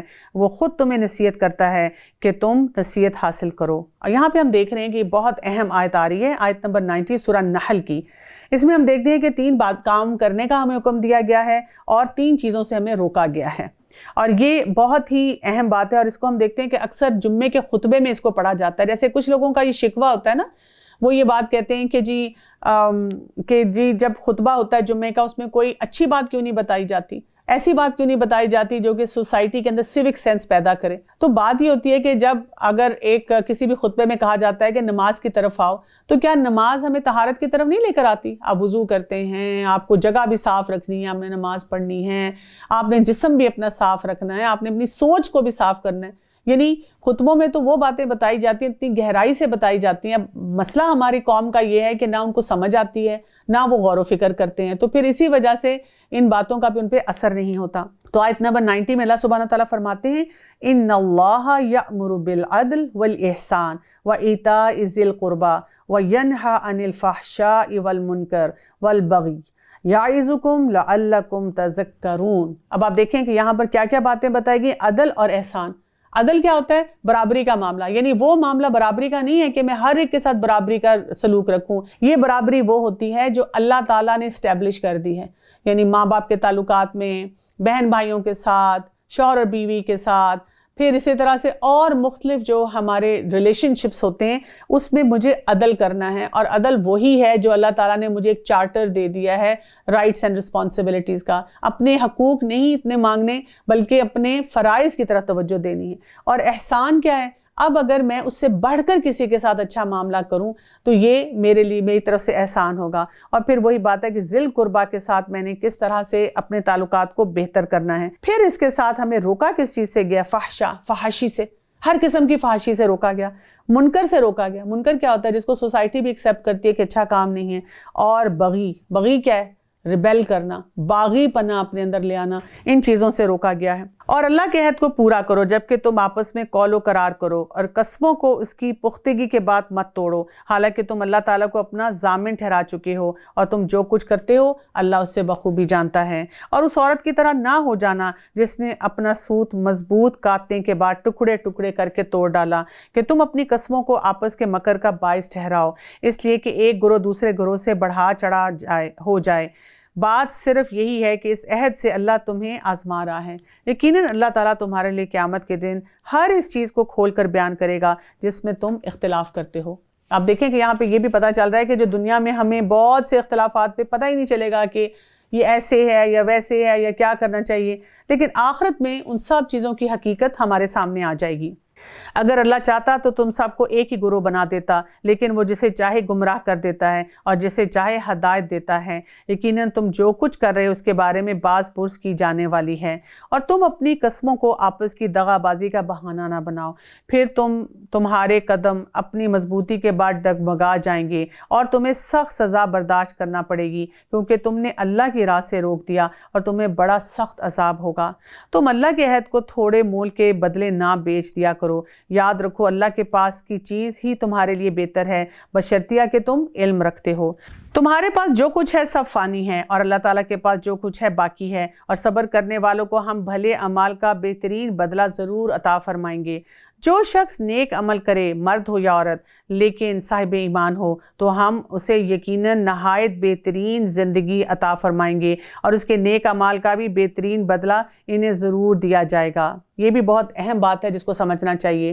من عمل صالحا من ذکر او انثی وہو مؤمن، شرط بتا دی گی، کنڈیشن لگا دی گی کہ مرد عمل صالح کرے یا عورت عمل صالح کرے، لیکن اس کے اندر ایمانی کیفیت ہو۔ فَلَنُحْيِيَنَّهُ حَيَاةٌ طَيِّبَةٌ، جو شخص نیک عمل کرے، مرد ہو یا عورت، لیکن با ایمان ہو، تو ہم اسے یقیناً نہایت بہتر زندگی عطا فرمائیں گے، اور ان کے نیک اعمال کا بدلہ بہتر انہیں دیں گے۔ یہ بھی سورہ نحل کی بہت اہم آیت ہے، آیت نمبر 97 کو دیکھیے۔ من عمل صالحا من ذکر او انثی وہو مؤمن، کیا بات کی جا رہی ہے یہاں پر؟ کہ جو بھی مرد ہو یا عورت وہ نیک عمل کرے، لیکن اس کی کنڈیشن کیا ہے؟ وہ صاحب مومن ہو۔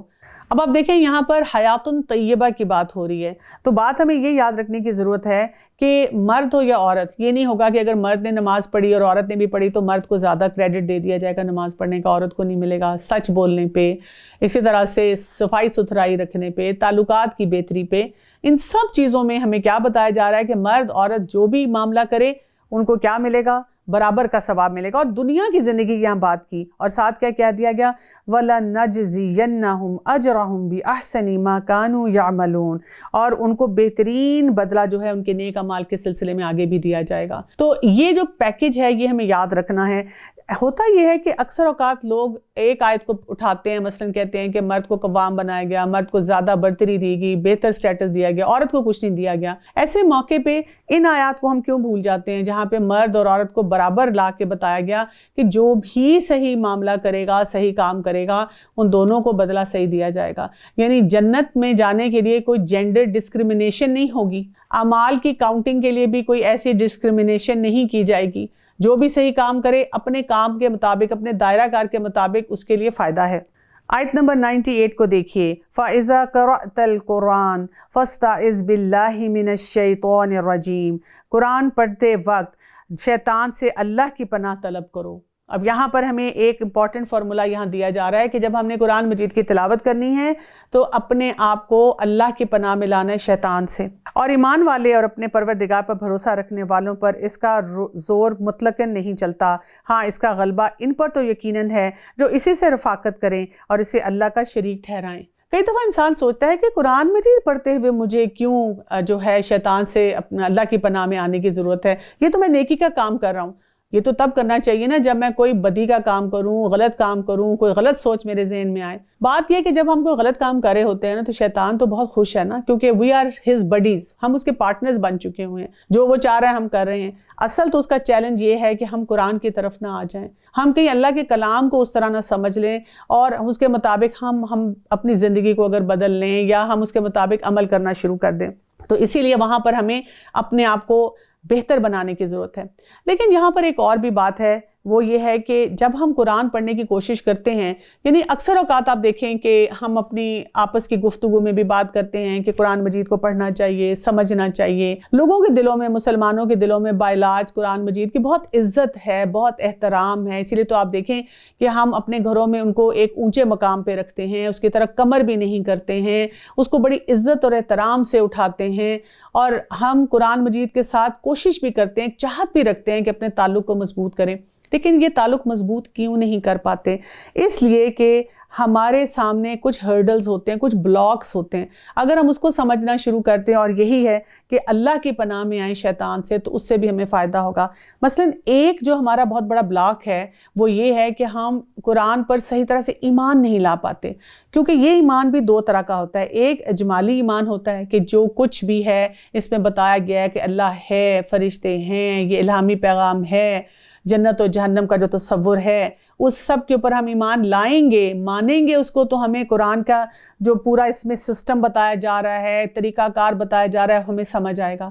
اسی طرح سے تفصیلی ایمان، کہ اگر ہم نے سرسری طور پہ مان لیا کہ ہاں یہ اللہ کی طرف سے ہے اور یہ ہماری الہامی کتاب ہے، ہم نے اس کی عزت کرنی ہے، لیکن ہم کبھی یہ کوشش بھی تو کر لیں کہ ہم تفصیل سے اس کو پڑھ لیں۔ پھر دوسرا ہمارا بہت بڑا ہرڈل یہ ہوتا ہے کہ اللہ سبحانہ تعالیٰ نے تو قرآن میں ہمیں بتا دیا کہ قرآن کو بہت آسان بنایا گیا ہے، لیکن ہم کیا کرتے ہیں، ان آسانیوں کو نہیں سمجھتے، ان سے ڈرتے رہتے ہیں۔ ہم کہتے ہیں پتہ نہیں مجھے سمجھ آئے گا کہ نہیں آئے گا، یا ایک ہرڈل ہمارے لیے یہ آ جاتا ہے، ہم قرآن کو اتنا آسان سمجھنا شروع کر دیتے ہیں کہ ہم کہتے ہیں کسی استاد کی ضرورت ہی نہیں ہے، میں خود ہی بیٹھ کے پڑھ لوں۔ دنیا کے تو کسی بھی ایزی سے ایزی سبجیکٹ کے لیے ہم یہ نہیں کرتے، باقاعدہ اس کی پوری کلاسز پوری کرتے ہیں، اٹینڈنس بھی اپنی پوری لگاتے ہیں۔ اسی طرح سے کچھ لوگوں کے لیے یہ ہرڈل ہو جاتا ہے کہ وہ قرآن کو چھوڑ دیتے ہیں، یعنی جس طرح سے اس کے ساتھ تعلق بنانا چاہیے، دنیا ان کے اوپر اتنی حاوی آ جاتی ہے کہ ان کو لگتا ہے کہ قرآن کے لیے میرے پاس ٹائم نہیں ہے۔ جب وہ کسی سے بات کرتے ہیں، وہ کہتے ہیں میرا دل بہت چاہتا ہے پڑھنے کو، لیکن کیا کریں۔ خواتین کہتی ہیں جیسے گھر کے اتنے جھنجھٹ ہیں، کام ہیں، بچے ہیں۔ جاب والے کہتے ہیں جیسے نوکری ہے نا، نوکری کا معاملہ ہے۔ اسی طرح سے جو لوگ اسٹوڈنٹس ہیں، پڑھائی کر رہے ہیں، وہ کہتے ہیں کہ جی ہماری پڑھائی اتنی زیادہ ہے۔ مزے کی بات ہے کہ سوشل میڈیا کو تو ہم بہت ٹائم دے دیتے ہیں، کوئی چیز ایسی نہیں جو ہم اپلوڈ نہیں کر رہے ہوتے اپنے فیس بک، انسٹاگرام اور ٹویٹر پہ، وہ سارے کام ہو رہے ہیں، گپ شپ ہماری پوری لگ رہی ہے، ہماری کافی مارننگ سب کچھ ہو رہی ہیں، نہیں ہے تو یہ ایک ہمارے لیے ہرڈل ہے کہ ہم قرآن کو چھوڑنا شروع کر دیتے ہیں۔ اسی طرح سے ہم دیکھتے ہیں کہ ہمارے لیے ایک اور بہت بڑا ہرڈل جو ہو جاتا ہے، وہ قرآن کو جو کیری کرنے والے لوگ ہیں، جو ان کے رول ماڈل ہیں، جو ان کے قاری حضرات ہیں، ان میں بھی اگر ہم دیکھیں مختلف بیہیویئرز آ جاتے ہیں۔ کچھ تو بہت صاحب ایمان ہوتے ہیں، ان کا پورا بیہیویئر وہ ہوتا ہے جو کہ وہ پڑھا رہے ہیں، سکھا رہے ہیں، اور اپنی ذاتی زندگی ہے، جس طرح ان کی ڈیلنگ ہے وہ اس کے مطابق ہے، لیکن کچھ اس میں بھی منافقت کر جاتے ہیں، یا کچھ لوگ بالکل فاجر ہیں، پڑھ تو رہے ہیں، پڑھا بھی رہے ہیں، لیکن اپنی مرضی کی باتیں کرتے ہیں، اور اس کی وجہ سے بھی عام لوگوں کے لیے یہ ہرڈل ہو جاتا ہے، یہ رکاوٹ آ جاتی ہے کہ ہم کس کو سنیں اور کس سے پڑھنے کی کوشش کریں۔ اسی طرح سے جب ہم قرآن مجید کی تلاوت کرتے ہیں، اس کو پڑھتے ہیں، اس کو سمجھتے ہیں، تو ایک ہرڈل ہمارے لیے یہ بھی ہو جاتا ہے کہ ہم اس کو کنیکٹ نہیں کر پاتے، یعنی ہم قرآن مجید کے حکم کو پڑھتے ہیں اور پھر کتنی دیر بیٹھ کے سوچتے رہتے ہیں کہ اس کا میری زندگی سے کیا تعلق ہے، یا کبھی کبھی ہماری زندگی میں کوئی بہت بڑا مسئلہ ہو، ہم کہتے ہیں اس کو میں کیسے اپلائی کروں، میرے لیے بہت کنفیوژن ہو گئی ہے۔ تو ان سب ہرڈل سے ہم اپنے آپ کو کیسے نکال سکتے ہیں کہ جب بھی ہم قرآن مجید کی تلاوت کریں، ہم اللہ کی پناہ میں آئیں، اپنے رب سے کہیں کہ یا اللہ میں ایسے چاہتی ہوں کہ یہ مجھے اس طرح سے سمجھ آئے جس طرح آپ نے نازل فرمایا، اور شیطان میرے دل میں کوئی بھی اس قسم کا وسوسہ، اس قسم کی سوچ نہ ڈالے کہ اس کی وجہ سے میں بھٹک جاؤں۔ اور جب ہم کسی آیت کی جگہ دوسری آیت بدل دیتے ہیں اور جو کچھ اللہ تعالیٰ فرماتا ہے اسے وہ خوب جانتا ہے، تو یہ کہتے ہیں کہ تو بہتان باز ہے۔ بات یہ ہے کہ ان میں سے اکثر جانتے ہی نہیں ہیں۔ کہہ دیجئے کہ اسے آپ کے رب کی طرف سے جبرائیل علیہ السلام حق کے ساتھ لے کر آئے ہیں، تاکہ ایمان والوں کو اللہ تعالیٰ استقامت عطا فرمائے اور مسلمانوں کی رہنمائی اور بشارت ہو جائے۔ کہ کس لیے آیا ہے؟ لِيُثَبِّتَ الَّذِينَ آمَنُوا، ہمیں کنسسٹنٹ پیٹرن دینے کے لیے، ہمارے اندر استقامت پیدا کرنے کے لیے. یعنی آج کے دور کا یہ بھی بہت بڑا چیلنج ہے لوگوں کی زندگی میں. وہ کہتے ہیں کہ کبھی ہم کوئی کام کرنا شروع کر دیتے ہیں بڑے جوش سے، پھر چھوڑ دیتے ہیں. دیکھیں رمضان میں کتنا جوش ہوتا ہے نا، کیونکہ شیطان بھی بند ہے، اللہ تعالیٰ کی طرف سے نیکیوں کا موسم بہار ہے، تو ہم کیا کر رہے ہوتے ہیں، خوب نیکیاں کر رہے ہیں. اور اس وقت ہمیں لگ رہا ہوتا ہے کہ دیکھیے گا تو صحیح، رمضان ختم بھی ہو گیا نا تو میں نے یہی کرتے رہنا ہے. لیکن آپ دیکھیں جیسے ہی ہمیں شوال کا چاند نظر آتا ہے ہماری کیفیت بدلنا شروع ہو جاتی ہے، اور ہم پھر سارا سال اپنے آپ کو کچوکے خود ہی لگاتے رہتے ہیں کہ ہائے رمضان میں نے کتنا اچھا گزارا تھا، کیوں نہیں اس کے بعد میرے اندر یہ کیفیت آتی. اس لیے کہ ہم اپنے اس تعلق کو کمزور کر دیتے ہیں. ہمیں اپنے اس تعلق کو اسی طرح سے مضبوط رکھنا ہے. یعنی ہمارے پاس کوئی پلاننگ ہونی چاہیے. ٹھیک ہے رمضان ایک انٹینسو کورس کی طرح ہے، اس میں ہم نے بہت سارے اپنے کاموں کو ہم نے پیچھے کیا ہوتا ہے کہ نہیں رمضان ہے، نہیں قرآن کو وقت دینا ہے. اب رمضان کے بعد جب آپ اپنی باقی ساری ایکٹیویٹیز کو بھی بیلنس میں لانا چاہ رہے ہیں تو ٹاپ پرائرٹی ہونی چاہیے ڈیلی کہ میری نمازیں اور میرا قرآن کا وقت کیسا ہوگا. ہمیں بخوبی علم ہے کہ یہ کافر کہتے ہیں کہ اسے تو ایک آدمی سکھاتا ہے، اور اس کی زبان جس کی طرف یہ نسبت کر رہے ہیں اجمی ہے، اور یہ قرآن تو صاف عربی زبان میں ہے. جو لوگ اللہ تعالیٰ کی آیتوں پر ایمان نہیں رکھتے انہیں اللہ کی طرف سے بھی رہنمائی نہیں ہوتی، اور ان کے لیے البناک عذاب ہے. جھوٹا افطرا تو وہی باندھتے ہیں جنہیں اللہ تعالیٰ کی آیتوں پر ایمان نہیں ہوتا، اور یہی لوگ جھوٹے ہیں. جو شخص اپنے ایمان کے بعد اللہ سے کفر کرے بجز اس کے جس پر جبر کیا جائے اور اس کا دل ایمان پر برقرار ہو، مگر جو کوئی کھلے دل سے کفر کرے تو ان پر اللہ کا غضب ہے اور انہی کے لیے بہت بڑا عذاب ہے. یہ اس لیے کہ انہوں نے دنیا کی زندگی کو آخرت سے زیادہ محبوب رکھا. یقیناً اللہ تعالیٰ کافر لوگوں کو راہ راست نہیں دکھاتا. وَأَنَّ اللَّهَ لَا يَهْدِي الْقَوْمَ الْكَافِرِينَ. اور یہ وہ لوگ ہیں کہ جن کے دلوں پر اور جن کے کانوں پر اللہ نے مہر لگا دی، اور یہی لوگ غافل ہیں. یعنی ہم نے اس سے پہلے بھی دیکھا کہ اللہ تعالیٰ نے دل، کان اور آنکھیں ہمیں کس لیے دی؟ سب فیکلٹیز اس لیے دی تھی کہ ہم ان سے سمجھیں، انٹرنلائز کریں سارے میسیجز کو، انسائٹ ڈیولپ کریں، دور اندیشی اپنے اندر لائیں، سیکھیں، اللہ تعالیٰ کے ساتھ کنیکٹ ہو. جب ہم نہیں کرتے تو پھر غفلت کی وجہ سے اللہ تعالیٰ بھی ان پہ مہر لگا دیتا ہے. کچھ شک نہیں کہ یہی لوگ آخرت میں سخت نقصان اٹھانے والے ہیں. جن لوگوں نے فتنوں میں ڈالے جانے کے بعد ہجرت کی، پھر جہاد کیا اور صبر کا ثبوت دیا، بے شک تیرا رب ان باتوں کے بعد انہیں بخشنے والا اور مہربانی کرنے والا ہے. جس دن ہر شخص اپنی ذات کے لیے لڑتا جھگڑتا آئے گا، اور ہر شخص کو اس کے کیے ہوئے اعمال کا پورا بدلہ دیا جائے گا، اور لوگوں پر مطلقاً ظلم نہ کیا جائے گا. اللہ تعالیٰ اس بستی کی مثال بیان کرتا ہے. وَضَرَبَ اللَّهُ مَثَلًا. کیا مثال یہاں پہ بیان کی جا رہی ہے؟ جو پورے امن اور اطمینان سے تھی، اور اس کی روزی اس کے پاس بافراغت ہر جگہ سے چلی آ رہی تھی.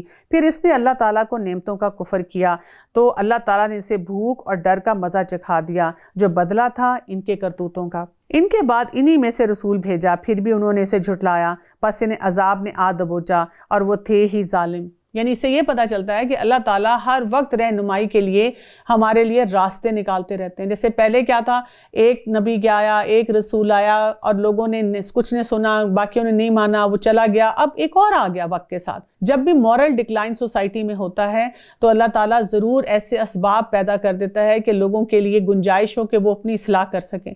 کبھی بھی ایسے نہیں ہوا کہ جب مورل ڈکلائن ہے تو ہمارے پاس کوئی راستہ نہیں. اور آج کے دور میں آپ دیکھیں کہ جہاں پر ہر قسم کی خرافات ون کلک اوے ہے، تو قرآن کو پڑھنا سمجھنا بھی ہمارے لیے ون کلک اوے ہے. یعنی ہم نے بس یوں اپنا اسکرین اٹھانی ہے اور کسی جگہ پہ گھر بیٹھے بیٹھے سب کچھ سیکھ لینا ہے. کووڈ کی وجہ سے جب لوگ گھروں میں رہ گئے ہیں تو کتنی چیزیں متاثر ہوئی ہیں. لیکن آپ دیکھیں کہ جو تعلیم، قرآن کی تعلیم کا سلسلہ ہے وہ بھی اپنی جگہ قائم ہے. آپ چاہیں تو ابھی بھی قرآن کو سیکھ سکتے ہیں اور وقت دے سکتے ہیں. اور جو کچھ حلال اور پاکیزہ روزی اللہ نے تمہیں دے رکھی ہے اسے کھاؤ، اور اللہ کی نعمتوں کا شکر ادا کرو اگر تم اسی کی عبادت کرتے ہو. تو یہاں پر پھر دیکھیں کھانے پینے کے ساتھ حلال طیباً کی بات آئی، اور پھر اللہ کی نعمتوں پہ شکر کا ذکر آیا. تم پر صرف مردار اور خون اور سور کا گوشت اور جس چیز پر اللہ کے سوا دوسرے کا نام پکارا جائے حرام ہے. پھر اگر کوئی شخص بے بس کر دیا جائے یا نہ وہ خواہش مند ہو اور نہ حد سے گزرنے والا ہو تو یقیناً اللہ تعالیٰ بخشنے والا اور رحم کرنے والا ہے. کس چیز کو اپنی زبان سے جھوٹ موٹ نہ کہا کرو کہ یہ حلال ہے اور یہ حرام ہے کہ اللہ پر جھوٹی بہتان باندھ لو. ان الذین یفترون علی اللہ الکذب لا یفلحون. سمجھ لو کہ اللہ تعالیٰ پر بہتان بازی کرنے والے کامیابی سے ہی محروم رہ جاتے ہیں. تو ہمیں اس طرح سے کبھی خود سے یہ نہیں کہنا چاہیے کہ آئی تھنک دس از حلال اینڈ آئی تھنک دس از حرام، کیونکہ یہ فیصلے اللہ کی طرف سے ہیں۔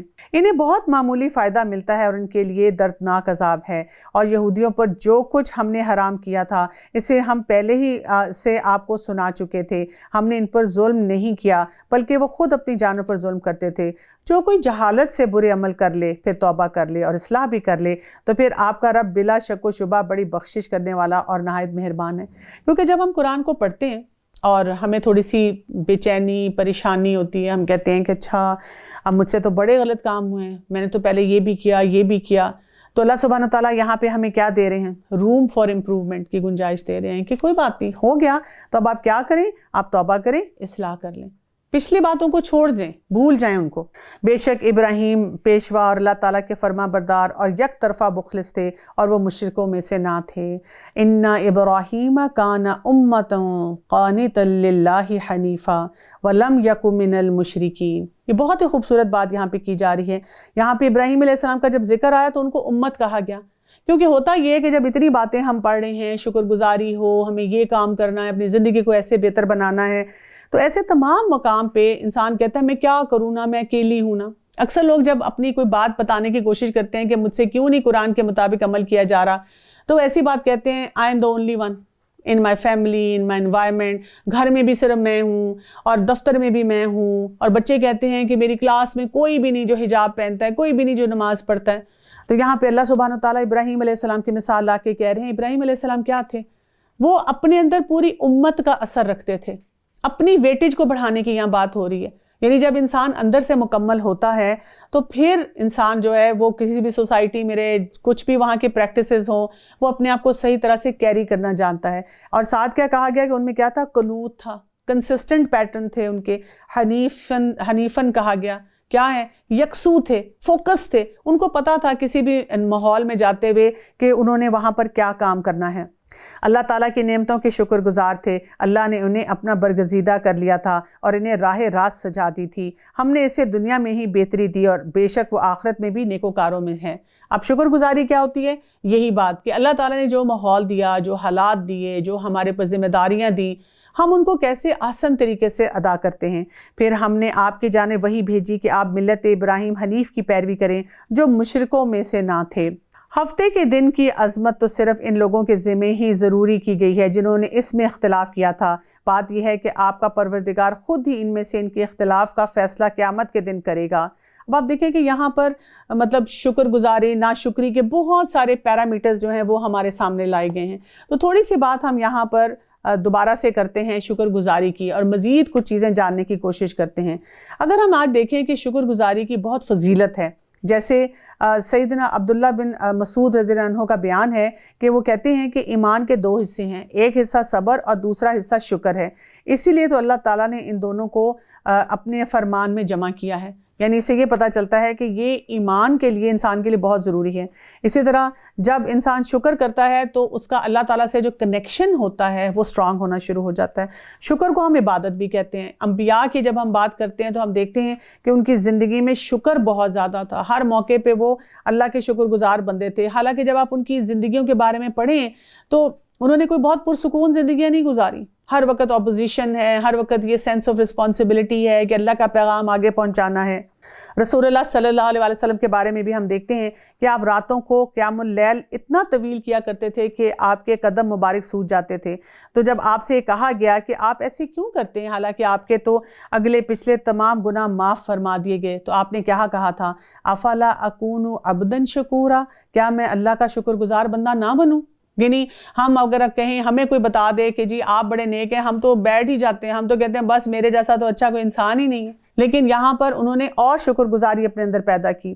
اسی لیے ہم دیکھتے ہیں کہ رسول اللہ صلی اللہ علیہ وسلم ہر نماز کے بعد پڑھا کرتے تھے اللہم اعنی علی ذکرک و شکرک و حسن عبادتک، کہ اے اللہ اپنے ذکر اور شکر اور اچھی عبادت کے ذریعے میری مدد فرما۔ اسی لیے ہم دیکھتے ہیں کہ جو اہل علم ہیں جب وہ شکر کی بات کرتے ہیں تو اس کو 2 کیٹیگریز میں رکھتے ہیں۔ ایک کہتے ہیں کہ عام شکر ہوتا ہے اور ایک خاص شکر ہوتا ہے۔ عام شکر یہ ہے کہ جو اللہ تعالیٰ نے آپ کو بہت ساری نعمتیں دی ہیں، کھانا پینا، کپڑے، اور آپ کی جسمانی نعمتیں ہیں، آپ کی کوالٹیز ہیں، جو کچھ بھی ہے آپ اس پہ اللہ کا شکر ادا کریں۔ اور ایک خاص شکر ہے، وہ کس صورت میں ہے جب آپ کے اندر توحید کی معرفت ہوتی ہے، جب آپ اپنے ایمانی کیفیت کو بڑھاتے ہیں، جب اللہ تعالیٰ نے آپ کو ایسا قلب دیا ہے جو کہ اللہ کی معرفت حاصل کرتا ہے، اور اس وقت جو آپ کے اندر ایک شکر کی کیفیت آتی ہے۔ اسی لیے آپ دیکھیں کہ جنت والوں کی بھی جب ہم بات کرتے ہیں تو ہم یہ کہتے ہیں کہ ان کے اندر بھی یہ صفت موجود ہے کہ وہ اللہ کی شکر گزاری کرتے ہیں، اور شکر جو ہوتا ہے وہی انسان کے لیے نعمتوں کو کھینچ کر لے کر آتا ہے۔ علی رضی اللہ عنہ فرماتے ہیں کہ نعمتوں کا تعلق شکر سے ہے، اور شکر کا تعلق نعمتوں کے بڑھنے سے ہے، اور اللہ کی طرف سے انعامات میں اس وقت تک کمی نہیں ہوتی جب تک کہ بندے کی طرف سے شکر میں کمی نہ ہو جائے۔ اسی طرح سفیان ثوری نے فرمایا کہ اللہ نے تجھ پر نعمتیں نازل کی ہیں اور تو چاہتا ہے کہ نعمتیں باقی اور ہمیشہ رہیں، تو کثرت سے اللہ کی حمد و ثنا کر اور ان نعمتوں پر اللہ کا شکر ادا کر۔ ہمارے لوگ کیا کرتے ہیں، خود تو شکر ادا نہیں کرتے، بڑا سا گھر بنا کے باہر اتنا بڑا لکھ دیتے ہیں ماشاءاللہ، کہتے ہیں بس یہ جو لکھ دیا ہے نا اسی سے فائدہ ہو جائے گا اور مجھے کچھ کرنے کی ضرورت نہیں، میرے پاس تو اتنا بزی لائف سٹائل ہے، مجھے اپنی زندگی میں آگے بڑھنا ہے۔ جبکہ ہمیں ہر نعمت کو استعمال کرتے ہوئے شکر ادا کرنا چاہیے۔ حسن بصری رحمۃ اللہ علیہ نے فرمایا، اے آدم کے بیٹے، تو کیوں کر نعمت الہی کا شکر ادا کرنے سے باز رہ سکتا ہے، حالانکہ اس کے شکر کے نتیجے میں اس سے کہیں بڑی نئی نعمت تجھے ادا کر دی گئی ہے، لہٰذا تو ہمیشہ ہر نعمت پر شکر ادا کرتا رہے تاکہ اس سے بڑی نعمت تجھے مزید ملتی چلی جائے۔ کس قدر خوبصورت بات ہے نا۔ تو اگر ہم یہ باتیں یاد رکھیں اور اپنے آپ کو ریمائنڈر دیتے رہیں کہ مجھے اللہ کا شکر گزار بندہ بن کے رہنا ہے۔ ہفتے کے دن کی عظمت تو صرف ان لوگوں کے ذمہ ہی ضروری کی گئی ہے جنہوں نے اس میں اختلاف کیا تھا۔ بات یہ ہے کہ آپ کا پروردگار خود ہی ان میں سے ان کے اختلاف کا فیصلہ قیامت کے دن کر دے گا۔ اپنے رب کی راہ کی طرف لوگوں کو اللہ کی وحی اور بہترین نصیحت کے ساتھ بلائیے اور ان سے بہترین طریقے سے گفتگو کیجیے۔ یقیناً آپ کا رب اپنی راہ سے بہکنے والوں کو بھی بخوبی جانتا ہے، اور وہ جو راہ یافتہ لوگ ہیں ان سے بھی پوری طرح واقف ہے۔ یہاں پہ ہمیں ایک بہت امپورٹنٹ اب فارمولہ دیا جا رہا ہے کہ ہم اپنی زندگی میں اختیار کریں۔ سورہ نحل کی آیت نمبر 125، ادعو الی سبیل ربک بالحکمت والموعظۃ الحسنہ وجادلہم باللتی ہی احسن ان ربک هو عالم بمن ضل عن سبیلہ وهو عالم بالمہتدین۔ کیا بتایا جا رہا ہے کہ بلایا جائے اللہ کے راستے کی طرف، اس کے لیے ہمیں کیا چاہیے ہے؟ حکمت چاہیے ہے۔ یعنی اگر ہم لوگوں کو بھی یہ دعوت دینا چاہتے ہیں، اور وہ لوگ کون سے ہیں؟ ہمارے پیارے، ہمارے گھر والے، ہمارے ارد گرد کے لوگ جو چاہ رہے ہیں اپنی زندگیوں کو بہتر بنانا، اور ہمارے دل میں بھی ان کے لیے بہت دکھ ہے، ہم چاہتے ہیں کہ وہ بہتر سے بہتر زندگی کی طرف جائیں، تو اب ہمیں حکمت چاہیے۔ اور حکمت کیا ہوتی ہے؟ کہ آپ کے اندر کسی کام کو بھی یا معاملے کو ہینڈل کرنے کا علم بھی ہو، اور آپ اپنی عقل کو بھی استعمال کریں، یعنی ان کے لیے ہر سچویشن کو انالائز کرتے ہوئے آگے بڑھیں، اور پھر آپ پختگی کی، میچورٹی کی ایک اعلیٰ سطح پہ پہنچ چکے ہوں کہ آپ کو معاملات کو صحیح طرح سے ہینڈل کرنا آتا ہو۔ تو جب انسان کے اندر حکمت آتی ہے تو اس سے اگلا سٹیپ آٹومیٹیکلی آ جاتا ہے، وہ کیا ہے؟ الموعظۃ الحسنہ، کہ اب جو آپ نصیحت کرتے ہیں یا لوگوں کو سکھاتے ہیں، ایڈوائز دیتے ہیں، اس میں حسن ہوتا ہے۔ اکثر ہوتا ہی ہے، جیسے پیرنٹنگ کی اگر ہم بات کر لیں، والدین جب اپنے بچوں کو کچھ سکھانا چاہ رہے ہوتے ہیں تو کیونکہ حکمت سے نہیں بات کرتے تو پھر جو نصیحت ہوتی ہے وہ بھی اچھی نہیں ہوتی۔ کئی دفعہ آپ دیکھیں کہ اور کسی سے ڈیل کرتے ہوئے بھی ہم جب بات کر رہے ہوتے ہیں تو اسی وجہ سے ہمارے معاملات میں بگاڑ آنا شروع ہو جاتا ہے کہ حکمت سے کام نہیں کیا، اب بات جو ہے وہ الجھنا شروع ہو جاتی ہے۔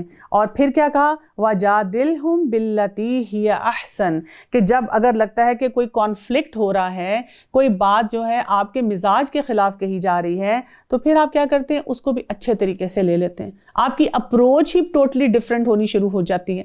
آج کے دور میں اس کو کہا جاتا ہے کروشل کنورسیشنز کرنا۔ یہ کروشل کنورسیشن کرنا کیا ہوتا ہے؟ کہ جب آپ کو کسی سے بات چیت کرنی ہے اور آپ کا ایک اور پوائنٹ آف ویو ہے اور ان کا کچھ اور پوائنٹ آف ویو ہے، اور آپ کے جذبات جو ہیں وہ بھڑکنا شروع ہو گئے ہیں، اور اب آپ کسی فیصلے پہ جانا چاہ رہے ہیں تعلقات کو خراب کیے بغیر، تو اس کے لیے یہ فارمولہ ہمارے دین نے ہمیں دے دیا، کیونکہ اللہ تعالیٰ ہی بہتر جانتا ہے کہ کون لوگ ہدایت یافتہ ہیں۔ اگر اس فارمولے کو ہم سمجھنا شروع کر دیں اور اپنے اندر پہلے حکمت کو بڑھائیں، پھر دوسرے سٹیپ پہ آئیں اور ایسے طریقے سے لوگوں سے بات کرنا شروع کریں، ایسے طریقے سے لوگوں کو نصیحت کریں یا سمجھانے کی کوشش کریں کہ ان کا بھی دل چاہے اس کام کو کرنے کو۔ اور اگر کوئی اختلاف ہوتا ہے تو اس کے لیے ایک ہی فارمولہ ہے کہ ایگری ٹو ڈس ایگری، کہ اگر ہو بھی کہ یہ کوئی بات اختلاف کی تو اٹس اوکے۔ اگر اس میں کوئی ایسی بڑی حرام بات نہیں ہے تو ہم ایک دوسرے کو انڈرسٹینڈ کرتے ہوئے آگے بڑھیں.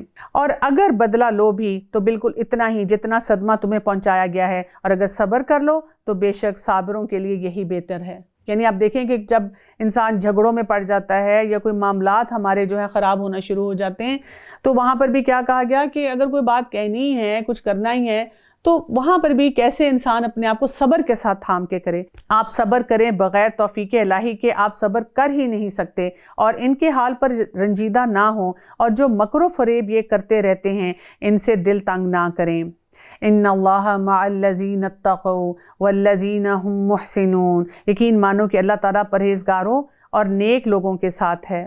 تو یہاں پر بھی ایک فارمولہ ہمیں کیا دیا جا رہا ہے کہ اصل بات ہمیں کرنے کی کیا ہے، کس چیز کے اوپر ہمیں توجہ دینی چاہیے؟ تقویٰ پہ. اور تقویٰ کا سپاٹ بھی کہاں پر ہوتا ہے؟ ہمارے دل میں ہوتا ہے. یعنی ہم وہی بات ہے کہ آج ہم نے دل کے اوپر یہ فوکس کیا کہ ہم نے کانوں کو، اپنی آنکھوں کو، اپنی سماعت کو، اپنے پورے جو ہمارے پاس بہت سارے سسٹمز ہیں ان کو کس طرح لے کر چلنا ہے. ہم نے ان کو اس طرح سے لے کر چلنا ہے کہ ہمیں اپنے رب کی بات جو ہے وہ سمجھ آنی شروع ہو، اور ہمارے اندر شکر گزاری کا رویہ آئے. اور اس کے ساتھ ساتھ ہمیں کیا بتا دیا گیا کہ اب جو ہم بات کر رہے ہیں کہ تقویٰ جو ہے وہ بھی دل میں ہے. تو جتنا ہم دل میں تقویٰ بڑھائیں گے، جتنا ہم اپنے دل کو پالش کرتے چلے جائیں گے، ہمارے لیے شکر گزاری کی کیفیت لانا بھی آسان ہو جائے گی. اور اس کے ساتھ پھر کیا ہو جائے گا؟ ہم محسن بن جائیں گے. ہماری ڈیلنگز، ہمارے معاملات لوگوں کے ساتھ، اپنے ساتھ، ہر جگہ پہ بہتر ہوتے چلے جائیں گے. ابو ہریرہ رضی اللہ عنہ سے روایت ہے کہ رسول اللہ صلی اللہ علیہ وسلم نے فرمایا، کوئی شخص محض اپنی عمل کی بنیاد پر جنت میں نہیں جا سکتا. لوگوں نے پوچھا آپ بھی نہیں؟ تو آپ نے فرمایا ہاں میں بھی نہیں، الا یہ کہ اللہ کی رحمت مجھے ڈھانپ لے. تم صبح شام اور تہجد کے اوقات میں میانہ روی کے ساتھ عمل کرتے رہو تو جنت میں پہنچ جاؤ گے. تو یہاں سے اب ہم نے آج کے لیے اپنا یہ بہت اہم سبق سیکھ لیا ہے کہ ہمیں کیا کرنا ہے. ہمیں شکر گزاری کی طرف مزید بڑھتے چلے جانا ہے، اور ان تمام باتوں کو اپنے لیے بھی اپنانا ہے اور اپنے بہت سارے پیاروں کے ساتھ شیئر بھی کرنا ہے. وآخر دعوانا ان الحمد للہ رب العالمین. سبحانک اللہم وبحمدک اشہد ان لا الہ الا انت استغفرک واتوب الیک. السلام علیکم ورحمۃ اللہ وبرکاتہ.